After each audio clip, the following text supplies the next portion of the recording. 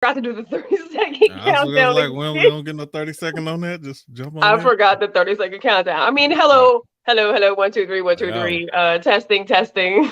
We are live. I forgot to hit the 30-second countdown, which it's such a trash 30-second countdown. StreamYard, if you're listening to this, What? StreamYard, if you're listening to this, you need to have No. way better demo options for your. We just need to step our game up We and do, and get there's an no doubt intro. about that. We got to get an intro. There is absolutely no doubt about that. This was the first step for me, was getting a new phone. Once I got a new phone, then I was like, okay, let me see how this works. Hey, what's up, Armand? Glad you got to join us tonight. Once I got a phone, I figured I'll see how this works and then maybe get a better laptop so that I can actually start putting some of that software on my computer to be able to take music and make shit like that for us. Because my laptop right now just won't hold it. But at the same time, StreamYard as a platform, you still need to have better options for your subscribers to be able to utilize to improve their channel. Especially for paid subscribers. Shit, we pay for the service. So sorry Just we didn't up have your a 30-second game. Just intro up your today, but that is game. my 30-second intro. What'd you say? So just up your game. Up your game. Well, We that's gotta regardless. step it up. That's regardless. That's regardless. So that started with getting a new phone. So I got a new phone. What day did I leave? We left. Oh, I don't even know what today is. What's today? Today's Tuesday. Tuesday. So we left. Our check-in was Sunday. We left Saturday. So I think Friday I ended up getting a new phone because my phone can't use GPS, and like my Your phone, phone can't use GPS. my phone can use GPS, but it's going to kill my phone. My phone will not hold a charge. My previous phone, my S9 Galaxy, shout out, Really? my S9 wouldn't hold a charge. And I think that there's actually something also wrong with my car charger outlet, because I realized with the new phone, it'll plug in and acknowledge that it's plugged in, but then it goes off. But if I plug my phone into an adapter into the cigarette lighter, it'll charge all the whole Yeah. entire trip. Yeah. So my phone was dying. So when we went to Chicago last July, I had to old school that shit. On the way back home, my phone died. I had it plugged in for like 30 minutes and I couldn't get a charge at all on my phone. I have no fucking clue where I am. I'm coming home from Chicago with kids in my car. And so I pull over to a truck stop and I'm like, let me buy a new charger. I buy a new charger. I just keep driving. I didn't get a map at that time, but I got a charger first, thinking hopefully I could charge my phone up. Then it went to, this thing is not turning on. I only recall so far of my GPS directions of when I needed to get off this road I was on. So then I don't remember what the hell.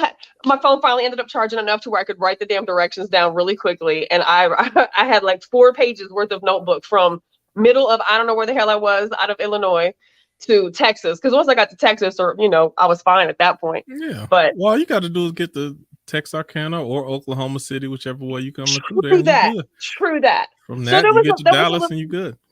And this was the first time I've ever been in a situation where I didn't have like proper mapping. And that's really piss poor on my end, because I always have a huge atlas map like in my vehicle, but I didn't because I've been relying on cellular GPS. You getting soft. You got soft. I wrote them directions down. I told my kids it was an interesting experience. But so going on this trip to Florida, I was like, I cannot go through this shit with this phone again. And I couldn't use my phone. It was earbud dependent. My speaker was broken. Like I couldn't hear shit ever. So I finally got a new phone, and it is nice, but these things are stupidly expensive. Phones are expensive. Like I don't know. If it ain't broke, don't fix it. And my phone was broke, so I mean, it did need to be replaced.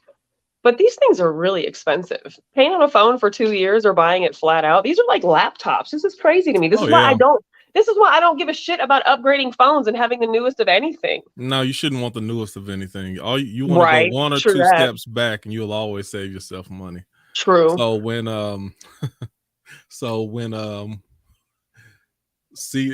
what's them DVDs came out, then I would still get cassette tapes. I'm like, oh yeah, and I you still get cassette got tapes $2 or $3, and then when the Blu-ray came out, then I started getting DVDs. I'm like, shoot, now you get DVDs for a couple dollars. Yeah. All you gotta do is stay one.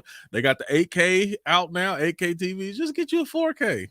Yep. I know. Like it's like I have TVs at my house that are I have two tube TVs at my house. Like I finally got rid of my tube TVs. I mean, it's not in use right now, but I have two of them in my house. But like, yeah. I don't give a shit about having like the newest and the best and the biggest and I don't care about stuff like that. So I was fine with using my old raggedy Galaxy S9 that I've had forever until realizing it was probably not the best phone to have on this trip.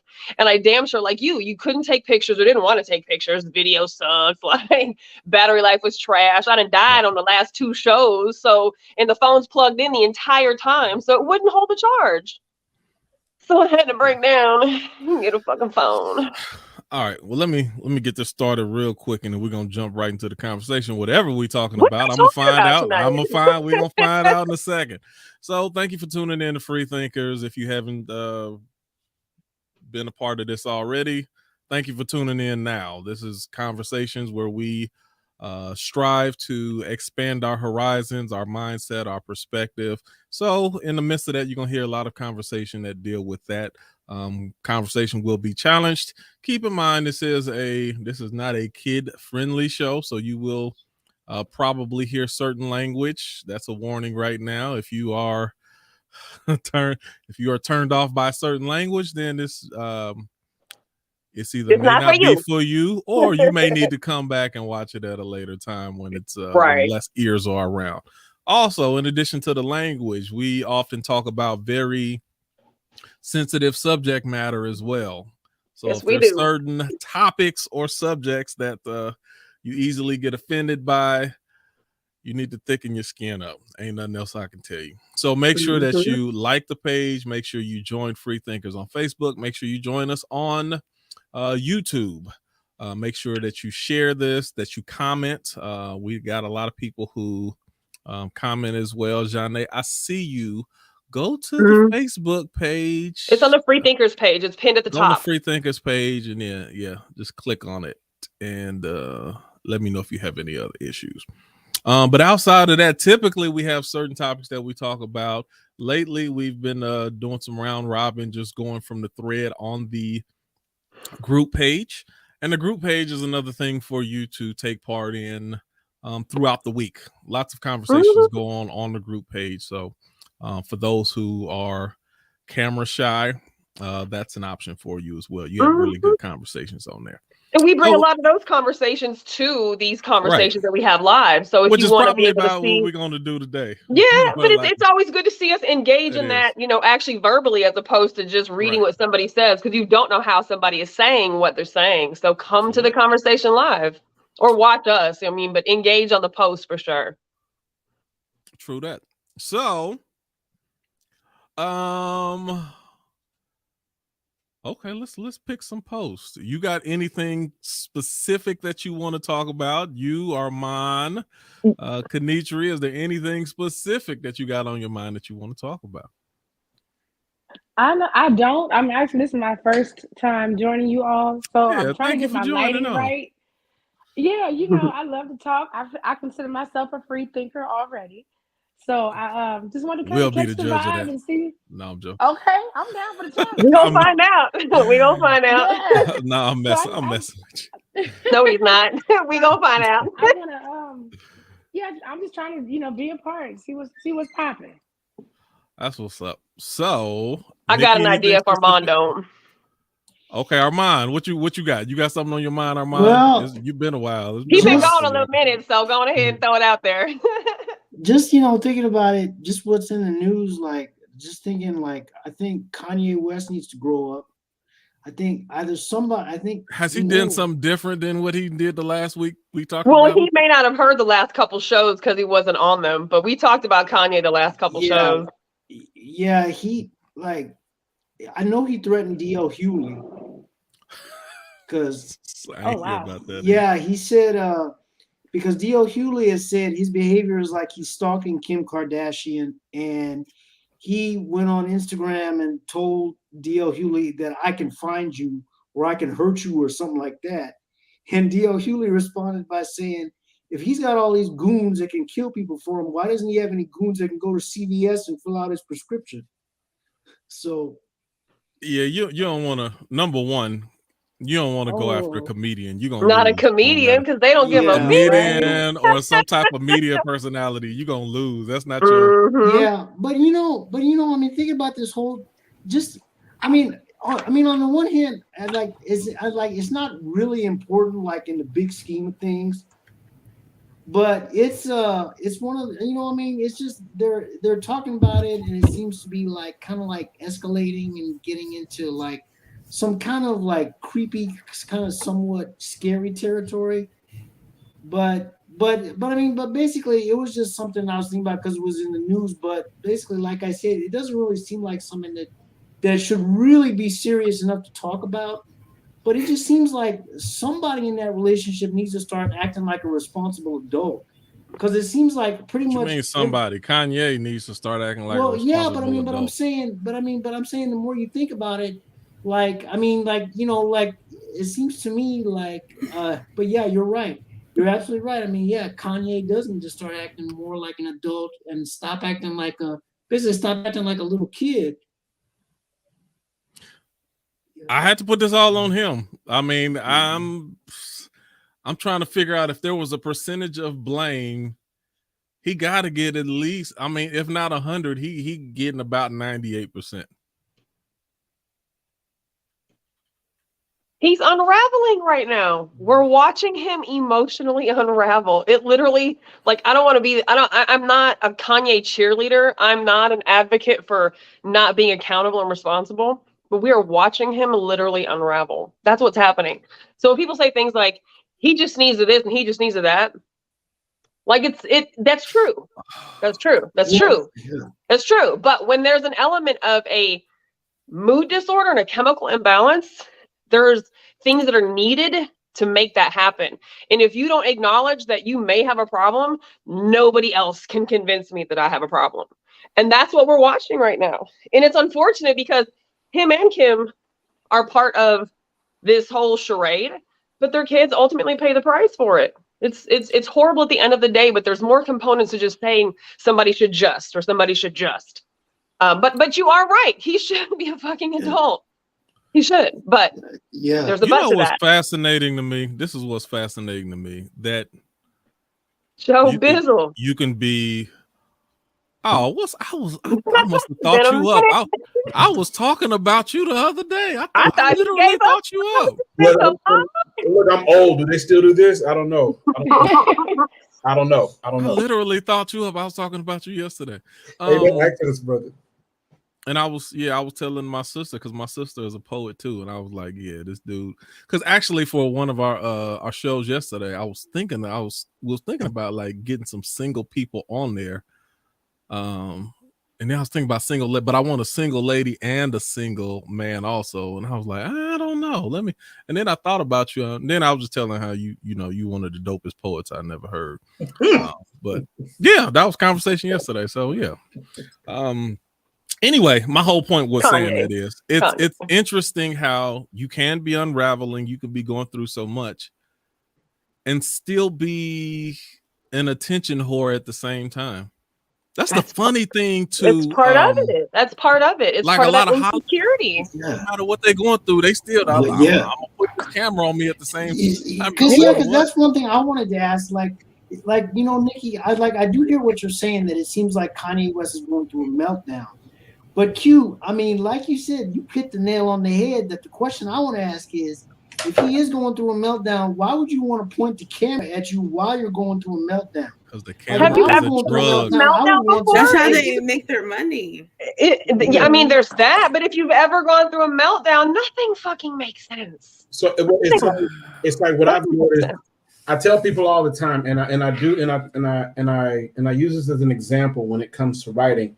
I say you think of your subconscious as that one friend, and we all got that one friend that we won't let nobody say one word bad about. But we know if we bring them to the jam or the show or the event, and we see somebody we don't like that we got beef with, but we're gonna be cool while we're in the spot. That one friend of yours then already saw that friend, and that one friend ain't gonna be quiet because that one friend rides for you, and that one friend is gonna pipe up and say something, and next thing you know, y'all gonna wind up having a fight, getting out the club just because she said something, and you ain't gonna you ain't gonna let her fight by herself. You ain't gonna let him fight by himself. You know what I'm saying? Each of y'all thinking about that one friend right now. That friend is your subconscious, and if that friend doesn't get a chance to speak, that friend will only get louder and louder the few chances it does. And we've all known that Kanye's had issues for quite some time.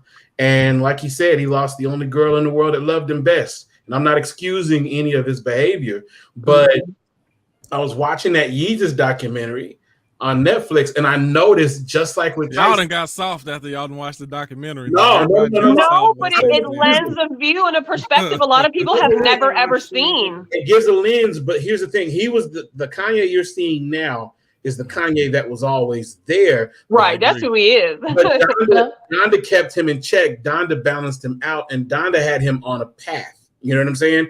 She had to do her best to raise him by herself. I'm not going to speak on a single mother's experience, but she had to make sure that he kept his head up high and everything. She didn't have the chance to temper him. I'm not saying, oh, you know, you can't replace, you know, we can have the argument, oh, you need a father in the house, but at the same time, you need two different sides to temper the child out.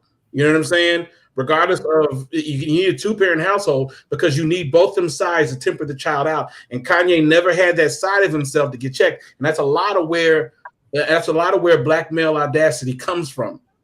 You know what I'm saying? If you're not raised, if you're not tempered right, even it happens even in dual parent households sometimes. If you're not tempered right, no one's there to check you about what you did wrong. That audacity, that hollow authenticity comes out, and it makes you think you have the right to say whatever you want to say, do whatever you want to do because you've achieved that level. When Donda died, that happened even more so. And as I watched the documentary, I saw how he kind of split off on his homies. He went about that documentary anymore. He took his people out the picture, and now and you saw the look on his face even when he got around them, because they reminded him of his mom, because his mom knew and trusted them people. You know what I'm saying?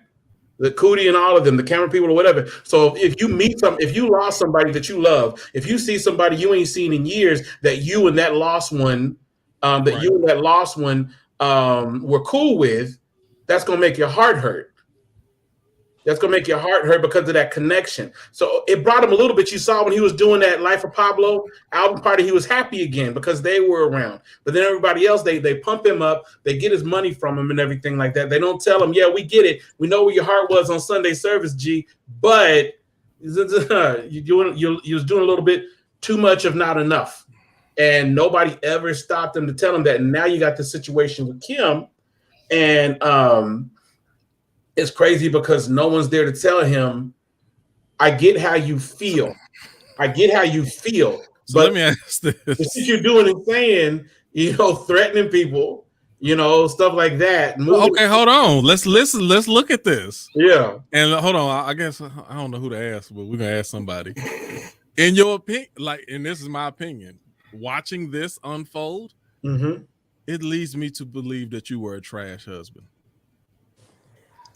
He was probably a difficult husband. I'm sure. I feel like she was a difficult wife. Like, I bet she was a difficult wife. They were never meant to be together at all. Sure.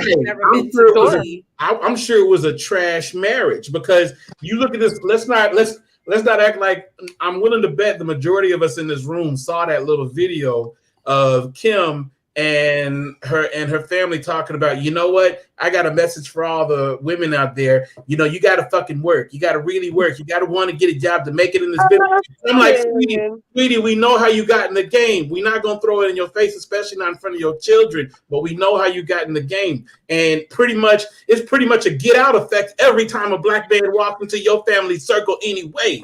Kanye is the only one that just made it. And the only reason he made it out alive because he was already fucking crazy.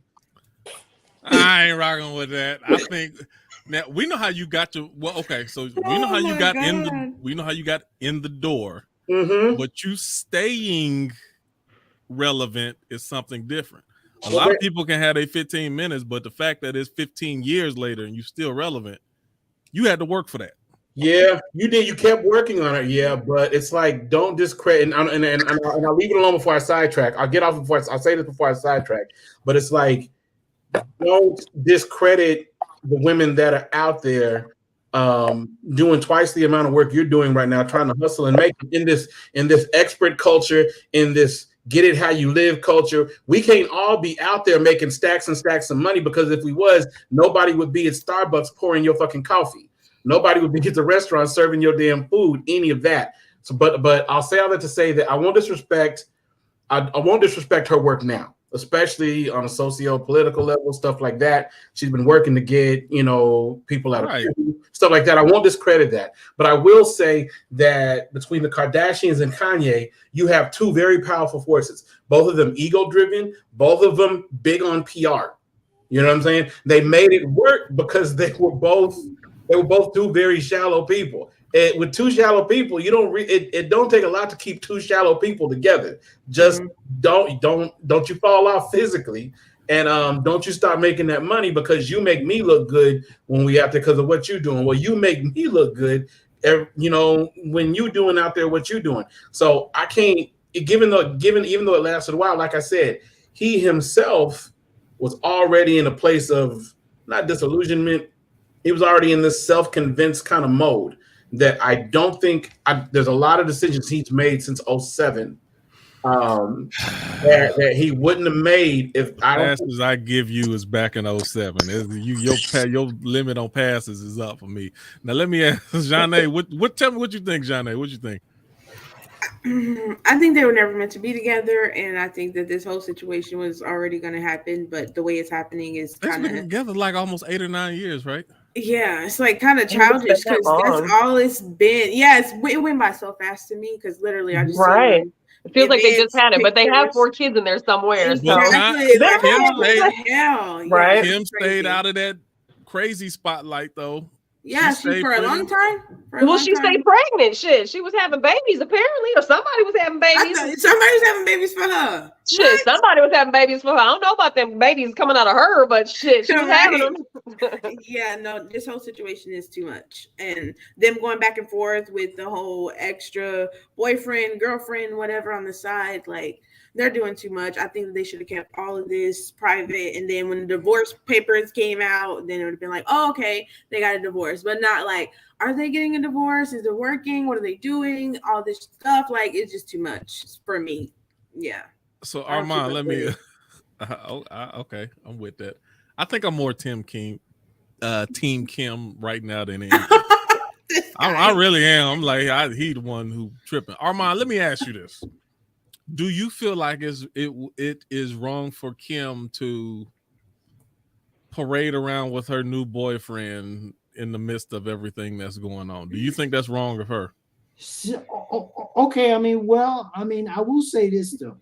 Since she's divorced, yes from Nikki. But yes, since she's divorced, basically, I don't think they're divorced. She wasn't, and she isn't. She's still married. They're not officially divorced. I said the judge legally declared her divorced. He declared her single. That's not divorced. Okay, hey, that sounds close enough to me. Here nor there. She started this well before that day. Because I'm thinking that's close enough to divorce to me. If a judge, if they got married by a judge and the judge says they're single. Then that means then basically that means in the eyes of the law they're single. That just happened like yesterday. So prior to that day, all the other shit was when she was legally married. So she was cheating. Right. But okay. So this is but let's address it. No. Stay where you at, because I can support that, Armand. Go ahead. Where are you going with this? Don't listen. Right. Okay. So what I'm thinking is, I'm thinking is knowing, like, since she's been with Kanye for as long as she has, and she knows his mental state. Right. Okay. Like, I'm not saying that it's wrong for her to go out with her boyfriend and things like that. But I am saying that it's not a good idea that is definitely not a good idea, knowing Kanye's unstable mental state, for her boyfriend to put out a video where he's taunting Kanye from Kim's bed. I think Kim should have said, look, it's not a good idea for you to post that. She should have said my ex-husband. She posted from the bed. My ex-husband's got issues. He knows people. She posted from the bed. Did she do that? Safety, from the bed. I'm asking. Did she post it from the bed? I think he did. I don't know. Yeah, they said poke a fucking bear and watch what happens. Keep poking a crazy bear and watch what happens. Yeah. I'm not saying it's okay. So she's getting what she asked for. Maybe this is her. Maybe this is her goal is to make him look like a crazy person.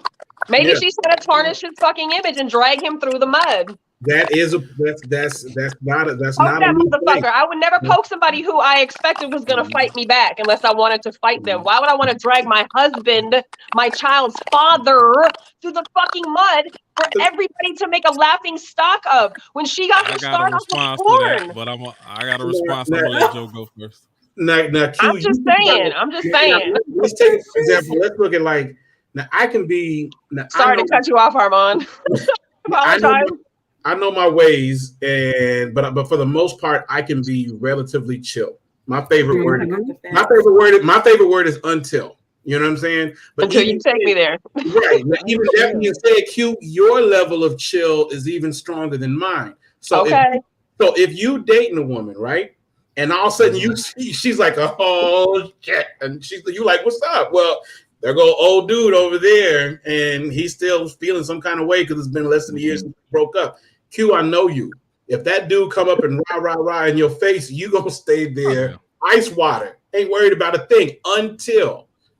Now, if he get online and post a video, if he get online on Instagram and say, "Yo, I missed," talk with a hat to say, "Bring old Q back." I missed the old Q when he was a holy soldier, when he was rapping, spitting bars. I don't like this new version of Q, podcasting or whatever, blah blah blah. Old Q back. You don't even know Q like that. You know what I'm saying? If he on Instagram posting stuff like that, he's poking the bear because he's happy that he's got someone that's considered a social commodity.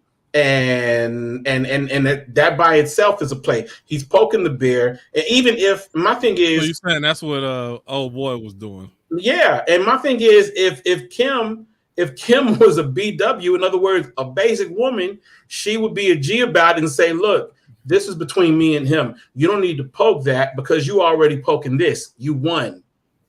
You know what I'm saying? And they throw it in his face, and that's what's on no fly ass. So I mean, so that's my basic point. You know what I mean? That's my basic point. So basically, Joe B, man, you basically you said a mouthful, man. You put it in the right words, and basically, that's it. I mean, that if that basically Kim should basically have stepped in and told him you don't need to be posting that on Instagram. Check. This is your husband and your children's father. You ain't got no. Okay. Whatever. Hold on a second. Kanitria. I was gonna say you're not gonna say nothing. I'm gonna say. Yeah, okay, let's see. I do too. I'm gonna let you go in. Go ahead, Kanitria. First, for me, I think anybody that fuck with a Kardashian gonna unravel at some point. They all do. Them bitches is toxic. Look what happens to all their men. Them bitches, exactly. All their fucking men go loony. Them bitches got some enzymes in their pussy or something that just make a man lose his mind. I don't know what it is, but well, you know what they say it is. Kanye is doing exactly what niggas do that fuck with Kardashians. Exactly. I'm not surprised by it at all. And don't believe the hype. He got a documentary out. The Kardashians have a new show coming out next month. It's all like hype. Exactly. They get our attention. We fall in line like we're the minions that we are. And we fall in line. We get all the buzz around what they got coming out. And we watch the shit they put out. Facts. All right, yeah, tell them Adriana facts. So it's a slick ass business move. So applaud them and they slick ass business moves. Exactly. Well. Because the attention both sides are bringing so much money. Kanye just released a streaming platform. Yep. A new shoe coming out 10 seconds. There you go. Whatever clothing line, whatever derelict looking clothing line he got coming out. What word was that? They do savage ass business people. You remember that movie Zoolander, where at the end they had up in them weird ass clothes and they called it derelict. Look at all, and you weren't supposed to say nothing. It's like the Emperor's New Clothes. Yep. You know what it looks like to you, but don't say shit because it's supposed to be fly. And if you say it's not fly, you're not fly. Exactly. You know what I'm saying? And who don't want to be fly? So exactly that. So all of them, old ugly clothes. all of them. Like Kenichi just said, everything is a whole play. Now, I'm biased because on my mom's side of the family, got arrested. There's a history of violence stemming from the men. Even my grandmother had to run away from my grandfather because he threw an axe at her when she tried to get away from him. Oh Lord. Okay. I mean, it hit her in the back, but she stayed work. She not only got away from his ass, but stayed working as a nurse in a retirement home until they had to make her stand the fuck still because it was in her to keep running from that fucking point to keep moving. So it's like whenever I see something like this happen, I want to see Kanye's side of it as a father. But when you do stuff like move right across the street, this is not a Disney movie. What? Wait a minute. He moved across the street. Y'all didn't hear about this? He bought the house. This the person y'all they taking let him for. buy the house. You can't tell nobody where they can buy a house at. No, Kim, you should have bought the house. I mean, you can. Kim, you could have bought the house across the street. So she probably didn't feel like she had to do all that, but when you date crazy, you gonna be crazy. The social media thing, I understand. Kids too young to be on social media. I can understand that argument. I can understand that she won't let me see my kids' argument or whatever. And then look what they just did. Look what North just posted. I don't even follow celebrity shit, but these two I'm invested in because I had hoped that they would help each other fix each other. I had hoped that those two broken fuckers could have gotten together and really helped each other fix each other. So I'm a Kanye fan. I really, really am. But did you see the video North just posted? She's all gothed out, which is fine. Do what the fuck you want. But she's all gothed out with black makeup and shit on her face. And her. How old is she now? 8 or 9. I'm confused. Okay, so you're saying that daughter North, she posted a video where she was all gothed out? I mean, North is all gothed out with black makeup and shit. Mason, so Courtney's son, Mason, has got black makeup all over his face. And I think it's Kim who's also in the video. And they're posting about falling in love with a fucking girl. And I'm they're the most not private family in the media. So I'm thinking, in a way, none of this is surprising. Because in a way, none of this is surprising because when you live your whole life in the spotlight, just living with that much constant attention is bound to cause some mental problems anyway. I mean, right. If you look at people that have been child stars and been adult stars, if you look at Michael Jackson, you can't be a celebrity from the time you're a child and expect to grow up normal and healthy and social. There is a history of mental breakdown with child. I don't care. I feel like even though people say it like that, you can put all this on Front Street and it be here and we see what you want us to see, but behind the scenes I feel like they have so many freaking secrets and I feel like agree. It's a whole mirage of other shit. That's why I don't be paying attention because I'm like, you gonna tell me what's really going on or not? Because other than that, I don't want to care about what y'all got going on right now. Y'all really got some secrets for real. So listen, hold on. See, because I'm hearing two different things come through my ear. On one side, you're saying that Kanye clearly has mental issues, but then we're not equating those mental issues to that can be stressful on the spouse of someone who has mental issues. No, so she might have been suffering for the last 7, 8, 9 years. She did no more. And then at this point, think about this point. Yeah, she probably has. And then think about this point. Who the first person that she go find? A comedian, somebody who could make her laugh, somebody who could take her mind off of this crazy dude who been giving her hell for the last 9 years.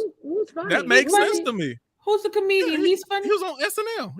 Yeah, he's a comedian. He's a comedian. SNL. What is he's talking about Pete Davidson. Yeah, no, he's an actual comedian. I'm like, who is you talking about? See, she goes and finds somebody who probably could make her laugh because she's been going through it for the last 8, 9 years. And what does he do? He goes what did Halle Berry say? I want you to make me feel good. She just need to feel good. Okay. Do that shit behind closed doors, man. You ain't got to do that shit on for everybody to see. Have your kids watch you. I'm sorry, but her kids gonna see that. And if her kids have any fucking morals when they grow up, they're gonna be like, my mama. We're not even been a dick no hopper. offense Mom, to the Kim them, but I'm just like saying. hopscotch. I'm not saying no offense to her kids, but it's gonna happen. I don't feel like they're gonna have any morals whatsoever. After what's her sister name, Kylie, it's over. They're not going to be raised with any accountability. They're going to be raised. But how is this any different than people we know in our regular life? It's not. We know people just like Kanye. We know people just like Kim. We know people doing this every day, all day. We just these people ain't no different. They no different than half the people that we know. No, well, yeah, but the thing is, they got celebrity and million. Most of us don't. Right. So there goes. So there goes your business perspective, no doubt. Rich kids are not raised with accountability. I mean, none of them are. So like, the whole thing is, as far as accountability, it's like that. It's like Jeff Goldblum said in Jurassic Park, and I said, see that Ray J video next week. I don't know where the fuck he got it, and that's hilarious. I said, but they'll see that next week. Like they said. It's like he said, just because you can doesn't mean that you should. Yes. Right. To be a Kardashian means just because I can means I should have had 5 by now. Means I should have had 6 or 7 by now. Means that you should have already given it to me or whatever. And like I said, the only reason Kanye made it through the machine is because right after she died, he was already hurting. She came in on some friendly Florence Nightingale shit. You know, the next thing you know, quick little soul tie, and here come North. And then next thing you know, it just spirals. And it's like no, it's not. No, they met like right after she died. That's who he wanted. He been wanting her for. He was stalking her. I know when his mom died, he was dating Amber Rose, and they said Amber Rose was best friends with Kim. I thought that's who he was dating. So I was kind of Kim was working for that White House. So why was he? Okay, hold on. She was like, eh. Why was he dating Amber Rose? That's funny. She can't be the first lady. That ass. But hold on, okay, Kenitra. There's a lot of women when you live that life.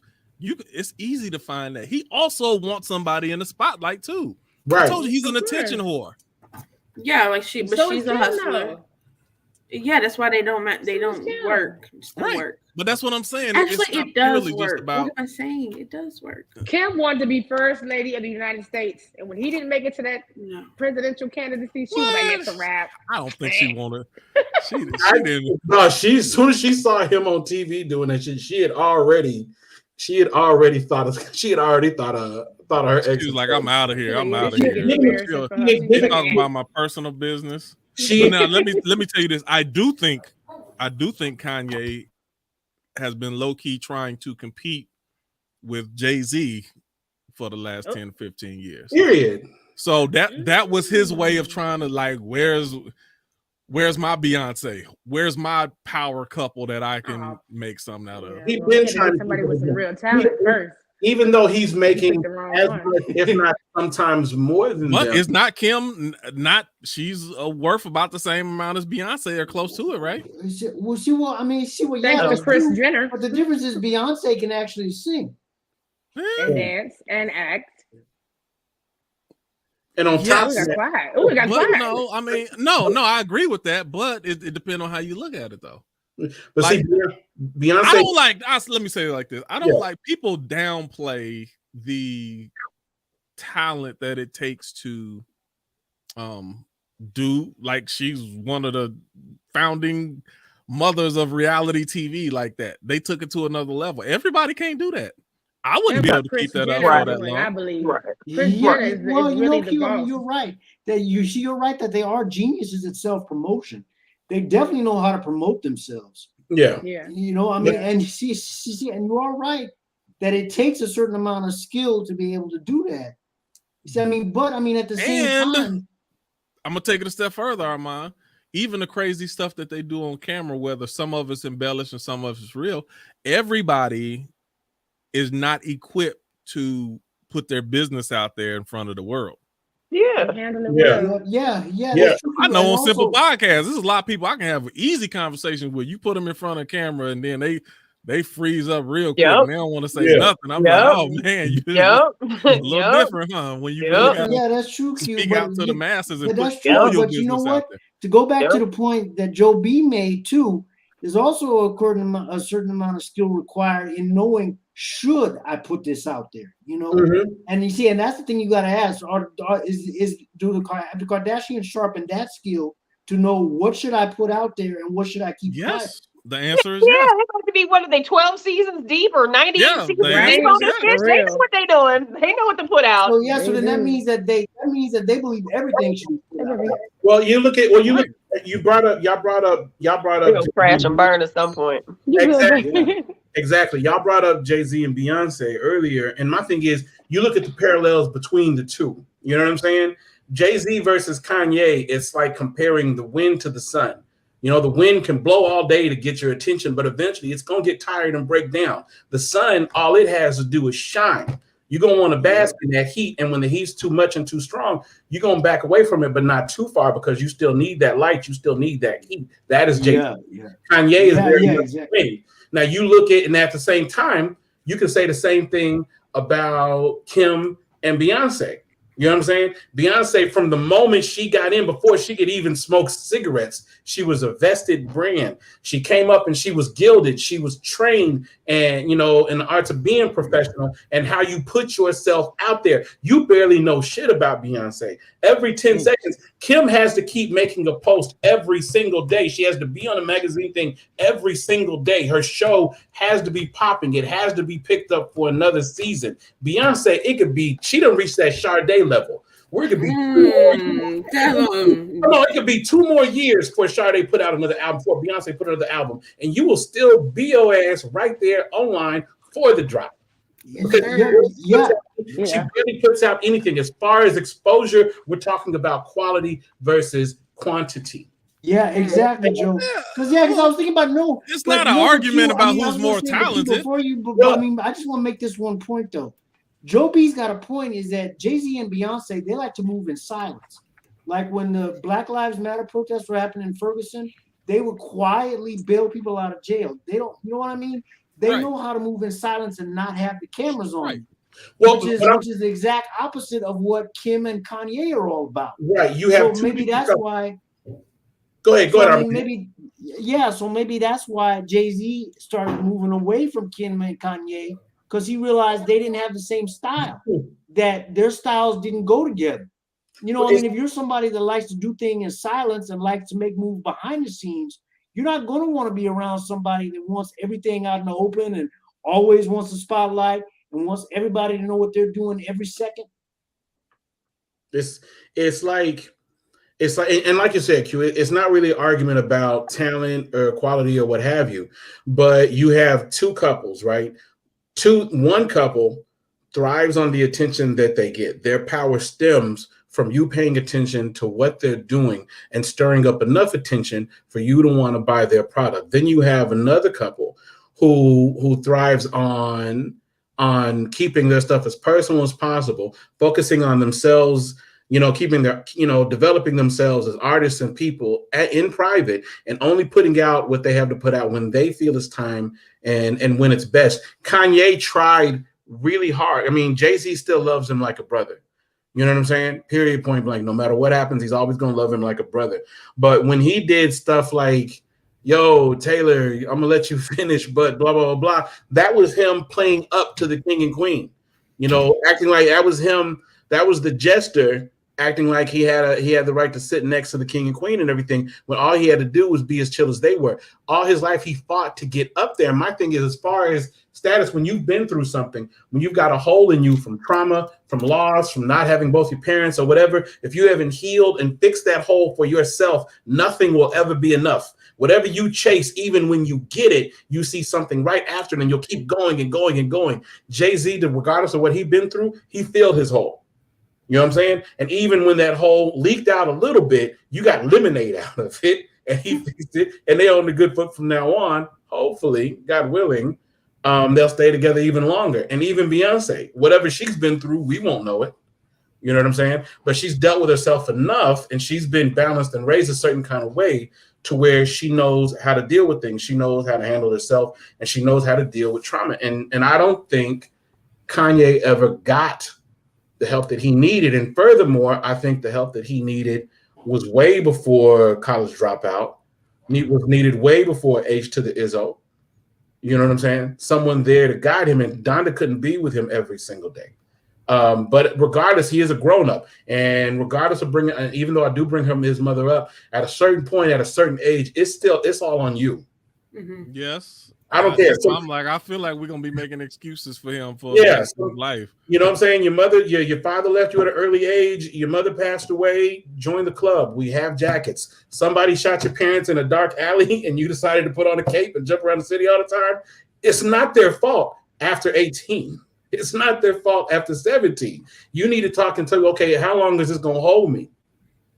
How long is this gonna hold me before I live the rest of my life making somebody else pay somebody else's bills? I think they both need to fix themselves before they keep trying to jump into these relationships that they just keep jumping from left and right. Because something wrong with both of y'all. Y'all need to fix that and then come back. Kim like who she is. I think Kim finds the way she is. Like in her mind, she don't want to change nothing. She No.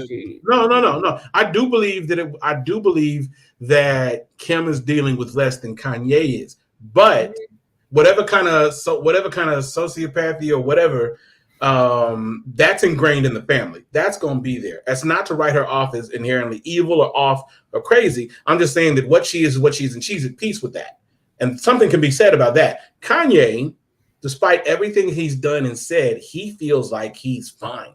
Nothing's wrong at all. And he's had moments. You watch the documentary, there were moments where he broke down and he knew he needed help. He brought up the fact that he needed to have meds a couple of days before a meeting with these folks. You know what I'm saying? And I'm like, that tells you. No, how is it that they both are dealing with two other individuals and they're supposedly were married or whatever the situation is? Like, y'all can't just move on that quickly and be like, oh, yes, you can. Okay. When it's I'm saying, like, you can't say you're okay. Like, you can't pretend like you're okay. Like, that's no. It's that rebound. Then it's over. It's that rebound stuff. You know what I'm saying? And on top of that, the whole marriage was a soul tie anyway. Yeah, it's a whole what? It's a what? The whole marriage was a soul tie anyway. I was gonna say, Joe, you're gonna have to explain that. I don't know what a soul tie is. Okay, long story short, you ever have those action movies where two people just meet each other and all the action and the drama, like in Speed, and like they said in the movie as an example, as soon as the car explodes and they've got away from the bad guy, they're holding each other and they just kiss, and you think it's gonna be happily ever after, but it's not, because these motherfuckers don't know each other. All they know is that some shit went down when they met. They held on to each other, and now the storm is over. Who you are in a crisis, in the midst of a storm, in the midst of trauma, is different from who you are once you've healed. Who is Kim? I can't really bring up an example of whatever exactly she's dealing with, if she's dealing with anything at all. But as far as Kanye is concerned, if he was healed and able to process what he's been through, would he still make the same decisions? He would no doubt still be the same genius, but would he still be as much of a spectacle? I mean, as he's been. I still think he would have been Bush don't care about black people, Kanye. I still think he would have been that, but he would not be the man threatening D.L. Hewley. You didn't hear about that? He would. I think, Armand was just talking about that. He said, I know people that can find you. And he was like, Hewley. Shut up. Yeah. He ain't got no goons. He really got no goons. He ain't got no goons. Everybody. I could tell by the way he operates, he ain't got no goons. No, he can't. Because he's walking around operating out in the open without accountability. It tells a lot. When you doing all this stuff, it tells me you ain't got no real ones in your corner telling you, yo, you need to chill out. You doing way too much, number one. Number two, if you really trying to get her back, this ain't the way you gonna get her back. It really ain't. Yeah, exactly. That's the same point D.L. Hewley says. Somebody should tell Kanye, if you really want this lady back, why are you doing the same things that drove her away in the first place? It showed me you ain't got nobody in your corner. And that means you done alienated yourself away from, you ain't got no real ones in your corner. You alienated yourself. You think about Mike Tyson, and Jamie Foxx was talking. I call it the Mike Tyson effect. Well, go ahead. So you think about Jamie called. He said he called Mike Tyson because they were trying to find which version of Mike they wanted to prevent. Who they wanted to put on camera. What period in Mike's life did they want to bring to people for the film? And he called him. He was like, "How you doing, Mike?" He's like, "You know what? I'm happy." Why are you happy? He says, "Because I'm broke. And nobody can take anything from me now. Nobody can come for me. I got my kids. They're happy. They're satisfied. There's no leeches around me, no nothing." Everybody knows what happened to Mike when Pops died. Everybody just came and got their check, got their money. They fed his ego. They fed into the image that they saw of him. They basically perpetrated making him into a monster. And by the time he realized how much he did, it was too late. He can never come back. He can never go back to what he was. You know what I'm saying? They took that. I feel like as soon as Pops died, without anybody around him, he made decisions he would not have made without the proper balance. Because when Pops found him, he was on one. You know what I'm saying? When Pops found him, when he was on one, and he had to wear that, he had to take that ore and he had to make it into something. You know what I'm saying? And Kanye didn't have a Pops customato on his side. That's what I feel like. Yeah, I often call even situations like that. I call that the Mike Tyson effect. And I've seen the Mike, and I've used that terminology. I just made that up. I used that terminology for years.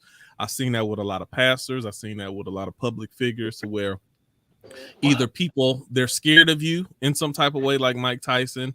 They have a high respect for or regard for you, and they don't feel like they're capable of telling you anything. And therefore, you walk around thinking that you're okay because all of the people around you ain't gonna tell you when you're not okay. Emperor's new clothes. And these same people also, you're their lifeline. Like financially, they're eating off of you. Mm-hmm.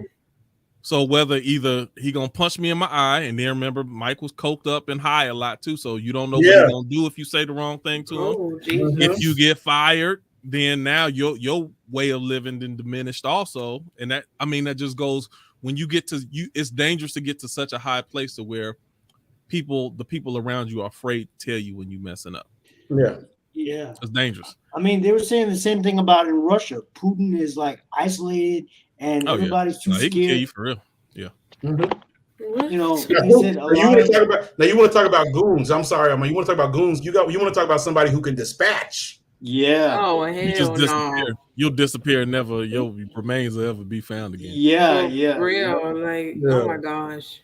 That's scary. Yeah. Okay, so did we get all of Kanye out of our system, or is by the way, y'all, I'm sorry for taking it in that direction. No, these conversations need to be had, because even though we're talking about celebrities, about Kanye saying that the news outlets are dragging him through the mud. He went on Instagram and says that the news outlets like Perez Hilton, that they're all dragging him through the mud. But so I'm sorry for taking it in that direction. It's just there's been a lot of news articles about Kanye probably just wants them to see both sides, and they're only seeing like her side. So it is what it is. I don't expect us to see. My observation is, by the way you're acting right now, lets me know you was a trash husband. I'm surprised she stayed with you as long as she did, because obviously you're overbearing. It's evident that when you don't get your way, you try to control and manipulate a situation, which is what he's trying to do right now. And that ain't just happened just because they broke up. That's how he's been. The other thing I say, you got to be careful when you get these spiritual conversions and then you want everybody to jump on board with you at the same time. It's wonderful you're a Christian now. You can't, you want to be a Christian. That's great. That's wonderful. Y'all wasn't both like that when you initially got married. So you can't try to force her to convert the same way that you converted just because you didn't got enlightened. That's what happens when you have some people when you have people that are in the dark and they find something and it really works for them, and suddenly they want to convince everybody that they found it. And then to make it worse, we live in an age of expert culture anyway. Somebody watched 2 or 3 videos on this and that, and suddenly they're an expert, and suddenly they want to, you know what I'm saying? They want to tell women what to do with their bodies or whatever. I'm this, you know what you need to do, you know what needs to happen, this and that, and blah, blah, blah. Tune in next week, like and subscribe, bitch. You know what I'm saying? It's that easy. But it's like with Kanye, like I agree with everything you're saying. My thing is, I just wish in my heart, and I mean this from the bottom of my heart as far as Kanye is concerned, I just really wish he was born a month later, because we at the Gemini delegation, we've had several. Oh Lord, not Gemini. We had to get rid of him. We had to get rid of. Who's that gang? Who's that gang? Oh. I'm gang all day. Hey, yes. Twinfo. Yes. We just got through kicking Trump out. As far as we're concerned, he was born in Neverwary. We've ejected him. Want him, and I don't want to put Kanye in Neverwary. We don't want to put Kanye in Neverwary. I was just about to tell you, Stokely, we don't have a black man quote on this show, so you still could have jumped on. That explains a lot. No, you know what? That explains it. I had to say it because somebody was gonna bring it up eventually. You know, don't do us. No. Me and what's the cool word for it when y'all ain't? Well, I got into it with someone close to me, who was going on and on about how we all, quote unquote, have our ways about us or whatever. And I'm like, if y'all don't like us that much, put us on a damn island somewhere, but don't lump us in with the ones that are out there in the spotlight, because ain't all of us like that. You know what I'm saying? Everybody's got something in them that's a little off. I don't care if you're a Gemini, if you're a Republican, I don't care if you Gryffindor, goddamn it. There's something about you that's off. And it just depends on what the culture, what society wants to focus on. And that's all I'll say about that. He needed to be born a month later. That's all I'm saying. That's all I'm saying. Julie noted. Nikki, what else? We got time for maybe 1 or 2 more topics. You had something on your mind? Well, there was the interesting conversation I posted earlier today about the woman who went to go see her ex, or went to have dinner. Who went to have dinner with her ex before he went to prison for the rest of his life. And how her husband was throwing a whole temper tantrum that she agreed to have, that she went and had dinner with her ex so he could apologize to her before he went and spent his life in prison. You could have apologized over the phone. Fuck that shit. But there was a couple posts on there. There was at least one on there. Indiana had posted on there, and she's like, what was he apologizing for? Like, what? Who knows? He can do that. Who knows? What do you need to? I don't understand that. Like, hold on. What did Indiana put on there? I want to. She basically was like, shit. Everybody gets the opportunity to apologize. Her husband's tripping, And then Cameron. I could be wrong, so I apologize if I'm wrong, Cameron. But I think it was Cameron who was like, at least she told him. I was like, well, yeah, I mean, I don't know, right? So, this is her ex. He's going to prison for the rest of his life. He wanted to have dinner with her before he goes to prison so he could apologize and woo. And her husband is throwing a fit. One of my friends messaged me because he's in jail, and he was like, "That's instant divorce." So everybody feels like she was totally wrong. Go somewhere, honey, because I can't. Like, really? And all people, you the ex. We ain't supposed to give him no more of your time. You just blessed him with that, and then he apologized. He can apologize when he call you to schedule dinner. Like, get on somewhere. No, bro. My thing is, and don't get me wrong. In the spirit of if you're gonna do wrong, do it right. At least she told him. Wait. So if she wanted to, she could have played slick and him never have known. But my thing I would say she shouldn't have told him. Yeah, but here's the thing. Not only should she have told him, but I would have been, if it was me, I would have been like, yeah, I'm cool. Let's do a double blind date. I can hook your boy up with one of my cousins. You know what I'm saying? She didn't want that. She wanted that last. She wanted before he goes. She said yes. She said yes. Let me tell you the play. He was serving ham. if he goes to jail, right, for the remainder of his life. Next thing you know, that one little dinner, he gives her closure. Suddenly she sheds a thug tear and sees a little glimmer of hope that he might not be totally worth not shit. Next thing you know, well, you stay in touch with me while you in the joint, whatever, blah, blah. Well, thank you, baby. You keep my hope alive. Let's just say, follow me. Murphy's Law being the one, ain't none of us gonna break. Let's just say the boy get out on good behavior. And they've been communicating to each other, letters and everything. Let them have life. It's not impossible. It's definitely not impossible. But even then, sir, no. Where they go eat at? Where they eat at? That's what I want to know. But here's my thing. What I'm saying is that dinner could have sparked off. She married. She don't need no spark with nobody but her. But what he's saying is it's already in there. That possibility is already there because she done went to dinner. She didn't have the conversation. He was trying to see if he can get some before he go do his bid. Right. He's trying to see if she can get some before he do his bid. Exactly. Basically. And he's trying to sow a seed in case he get out. Exactly. But, all of that was just like, honey, no. I don't care if you told me or not. What if I want to go see my ex bitch? Like, no, that just don't make no sense. There's no reason to be having dinners with exes under no circumstances. What if? Okay, hold on. Let's explore this for a second. What if they had kids together? Okay. And now they need the kids there. They need some cheese. Oh yeah, that is true. The kids should have came. Like, is the kids there? If the kids not there, then no. Maybe he needs some final instructions on how things need to go before he go in. Even then, I want to know if she sat down and just said, like, okay, what's your apology? Like, did they eat? Did they conversate? Like, did we drink wine? And what was the apology for? Did he hurt her at one time? Did he? I think the quote said something like for ruining her life or whatever. Like, okay, I'm gonna read it. Let me read it right now. Okay. He doing the big. So this is what it says. It says, my husband is throwing a temper tantrum because I had dinner with my ex, who is leaving for prison for the remainder of his life and just wanted to apologize for any hurt he caused me and say good. That was your apology right there. You already got it. Break that. Say goodbye. Hold on. It said, boy, boo, I needed that closure. Cry about it then. So she ain't got no sympathy for her husband. First of all, I'm gonna say this. Number one, she needed that closure. Yeah. First of all, I'm gonna say, Q, hug that baby behind you.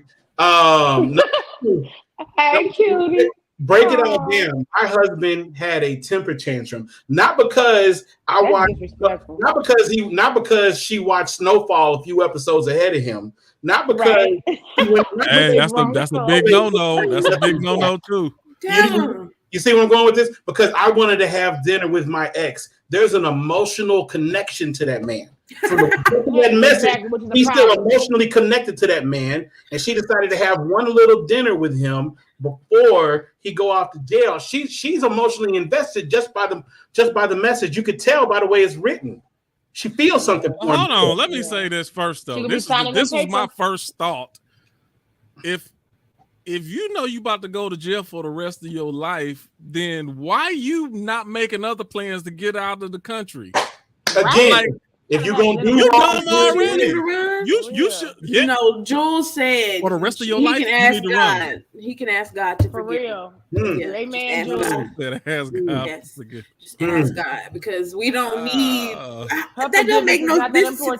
Situation doesn't make any sense to me. Like, hey, but I jumped on because when I commented in the comments, we were talking about submission on the other show the other night. That was a conversation yesterday, and it's just a general attitude women can have sometimes. Like, you can't tell me what to do, even when it's important to the other person. So, like, there's no way your husband shouldn't be able to say, "You're not meeting with your ex." Exactly. So what do y'all feel about submission? That's Jesus Christ. I guess I just said a cuss word. I guess I'm cussing. The Bible says that how y'all feel? Let's hold on. Okay, hold on. Let me go around. Hold on. Let me take my time. Janae, how do you feel about submission? Why are you gonna ask me first? Because I heard it in your voice. Come on, sis. Oh my God. I don't know. I feel like submission goes both ways, but if it's done right, I submit to my man and he submits to me in some way, because I don't know why guys think they don't have to, but it goes both ways. And that's just how I feel about it. Lord. That's what's up. Nikki, how you feel about submission? I mean, as long as I have a leader, then I'm okay with submitting. If I don't have a leader, then you can't get that out of me. But I mean, that's just simple how that's going to be. I'm okay with that. Okay, and let me follow up. If you don't have a leader, how long do you even stay in a relationship before you take it to that step? Depends on what I need and what I'm getting out of it. I'm not going to take it too far, so it's not going to be a very deep one, or there's going to be parameters around what we're not going to do or how deep I can emotionally get because you're not that one. But outside of that, you know, we may benefit each other in other ways, but I would never be submissive to you. There's a loyalty you can't have. If you can't reciprocate, you don't get loyalty. That's just how that goes. Thanks. Hold on a second. I like that. Let me move around real quick. Armand, how you feel about submission? And what would you do? And let me follow up. Hold on, say that again. Is the leader righteous or unrighteous? Let's. I mean, that's your choice. That's your call. I like this. Let's put you in the scenario. Say this was your woman who said, I need to go visit my dude in jail. And you was like, nah, I don't think that's a good idea. And she's like, man, whatever. I got to go anyway. How would you handle someone who is not willing to submit in an example like this? Well, in an example like that, I would just say, okay. I would just say like this. I would say, okay, you're your own person. If you want to go be with him, then fine. You know, just let me know, and just let me know, and let me know we can break up. You're saying you want to go be with him, you don't want to be with me, then okay. No, I don't want to be with him. I just need closure. He about to go to jail, so I just needed one last dinner. Then it depends on like, okay, is it just a dinner, or is there gonna be dessert or what? And no, it's not. It's not. Okay, so she can get you to bend already. That Let me find out that nigga bought you cheesecake. Come on, man. I'm just saying, if she told me something like that, you know, if she's telling me that she's got to go be with her ex, then it's just one dinner. She don't gotta go be with him. She went to have dinner with him. He just wanted to apologize to me because he didn't treat me real well before like the lady was saying, you could apologize over the telephone. Why? He sent an email. But I gotta go, Armand. I gotta go. So that's what it is. That means that if she's not even willing to consider how I feel about her, take that into account, then that lets me know she's not really interested in being in a relationship with me. So are you breaking off the relationship? Or are you going to give her a second chance? Yeah, I am. Because she's letting me know right there that, you know, because if I tell her that I have okay. But you didn't tell her because she went to this dinner before she told you. So you didn't have an opportunity to tell her nothing. She went. She went to the dinner, and now she's telling you she went to the dinner. Now she probably knew you wouldn't want her to go to the dinner, and that's probably why she didn't tell you. But she went on ahead and did it because she made an executive decision. So then that means that she's not. That means that she's. So basically, she's trying. It mean y'all got some issues y'all need to work out. It don't mean a damn thing. It's a bunch of assumptions, but y'all got some issues to work out in communication. Y'all ain't asked me. Respect. No, I want to ask you, Stokely. I'm about to come to you, and then I'm gonna come to Joe. I know. Come on, but Stokely, let me re-emphasize. We ain't just talking about a girlfriend. And I just got married too. And it says, my husband. Are you actually going to go through a full-fledged divorce for a situation like this? Right. Well, I ain't been married that worthy that long. You know, I ain't been 5 months, 6 months. We can almost get this annoyed. You know, I'm old. So, you know, I charge you to the game, be like, you charge you to the game and just be like, gather all of your shit. Because see, the thing about it is, the way it read to me, the way that it read to me was gather like, all your shit. And if you want to see the dude, that's the way it sounded to me. You know, I don't, because you know what? I'm having a hard time with this. If Sonya came to me and even, hold on, I got to get to you, Joe, too, in a second. He said, "Gather." No, I'm saying. So that's the way it read to me. And so, if you want to go see this, go see him, but take all of your shit with you. Yeah. Take gather all of your dresses, all of your dresses, everything you got. What else you got? Hold on. Man, so Joe B, let me get to you real quick, Joe B. Come on. Cause see, your wife. You gonna go through the whole divorce. I'm with you. I'm with you. I'm gonna lay it out. My thing is this, because I'm y'all really talking out y'all chest right now. I'm following up. No, I'm speaking on what I've been through. I'm talking on emotion. I'm following up on what Stokely said, because I grew up listening to Orange Juice Jones too. Come on. Get out of here with that alley cat crumb shoe wear. Not just playing. My thing is, don't do what you don't want done, because I don't get mad, baby. I get creative, and it's not a good thing. It's not a brag. My thing is, by the time you ask me, preach. If you really want to go, you already gone. Because let's talk about pleasantries. You know what I'm saying? Let's talk about pleasantries. We can all pretend to act like grown-up adults all day, but the only difference between us and the other animals are clothes and cuss words. If you're saying this, it's saying that. You know what I'm saying? You already got your mind on going with him. Now, what if that dinner wasn't just him giving her closure? What if that dinner, let's go back to what you said earlier, Q. What if it was? What if it was? What if that dinner was? That's what it was. If it was, then assumptions and insecurities right now. What if it was? But what if it was? What if it was? What if it was? But what if the dinner was actually, babe, I got 50,000 in the car right now. What if it wasn't? ID, what if it was that or whatever? My thing is, is it something she'd want me to do? Is it something she'd expect me to do? Because if we're married, treat others as you. What if she was okay with it? How was she? What if she understood the situation? But see, that's the thing. What if she understood the situation and she was like, "I understand this is your girl from high school, sweetheart."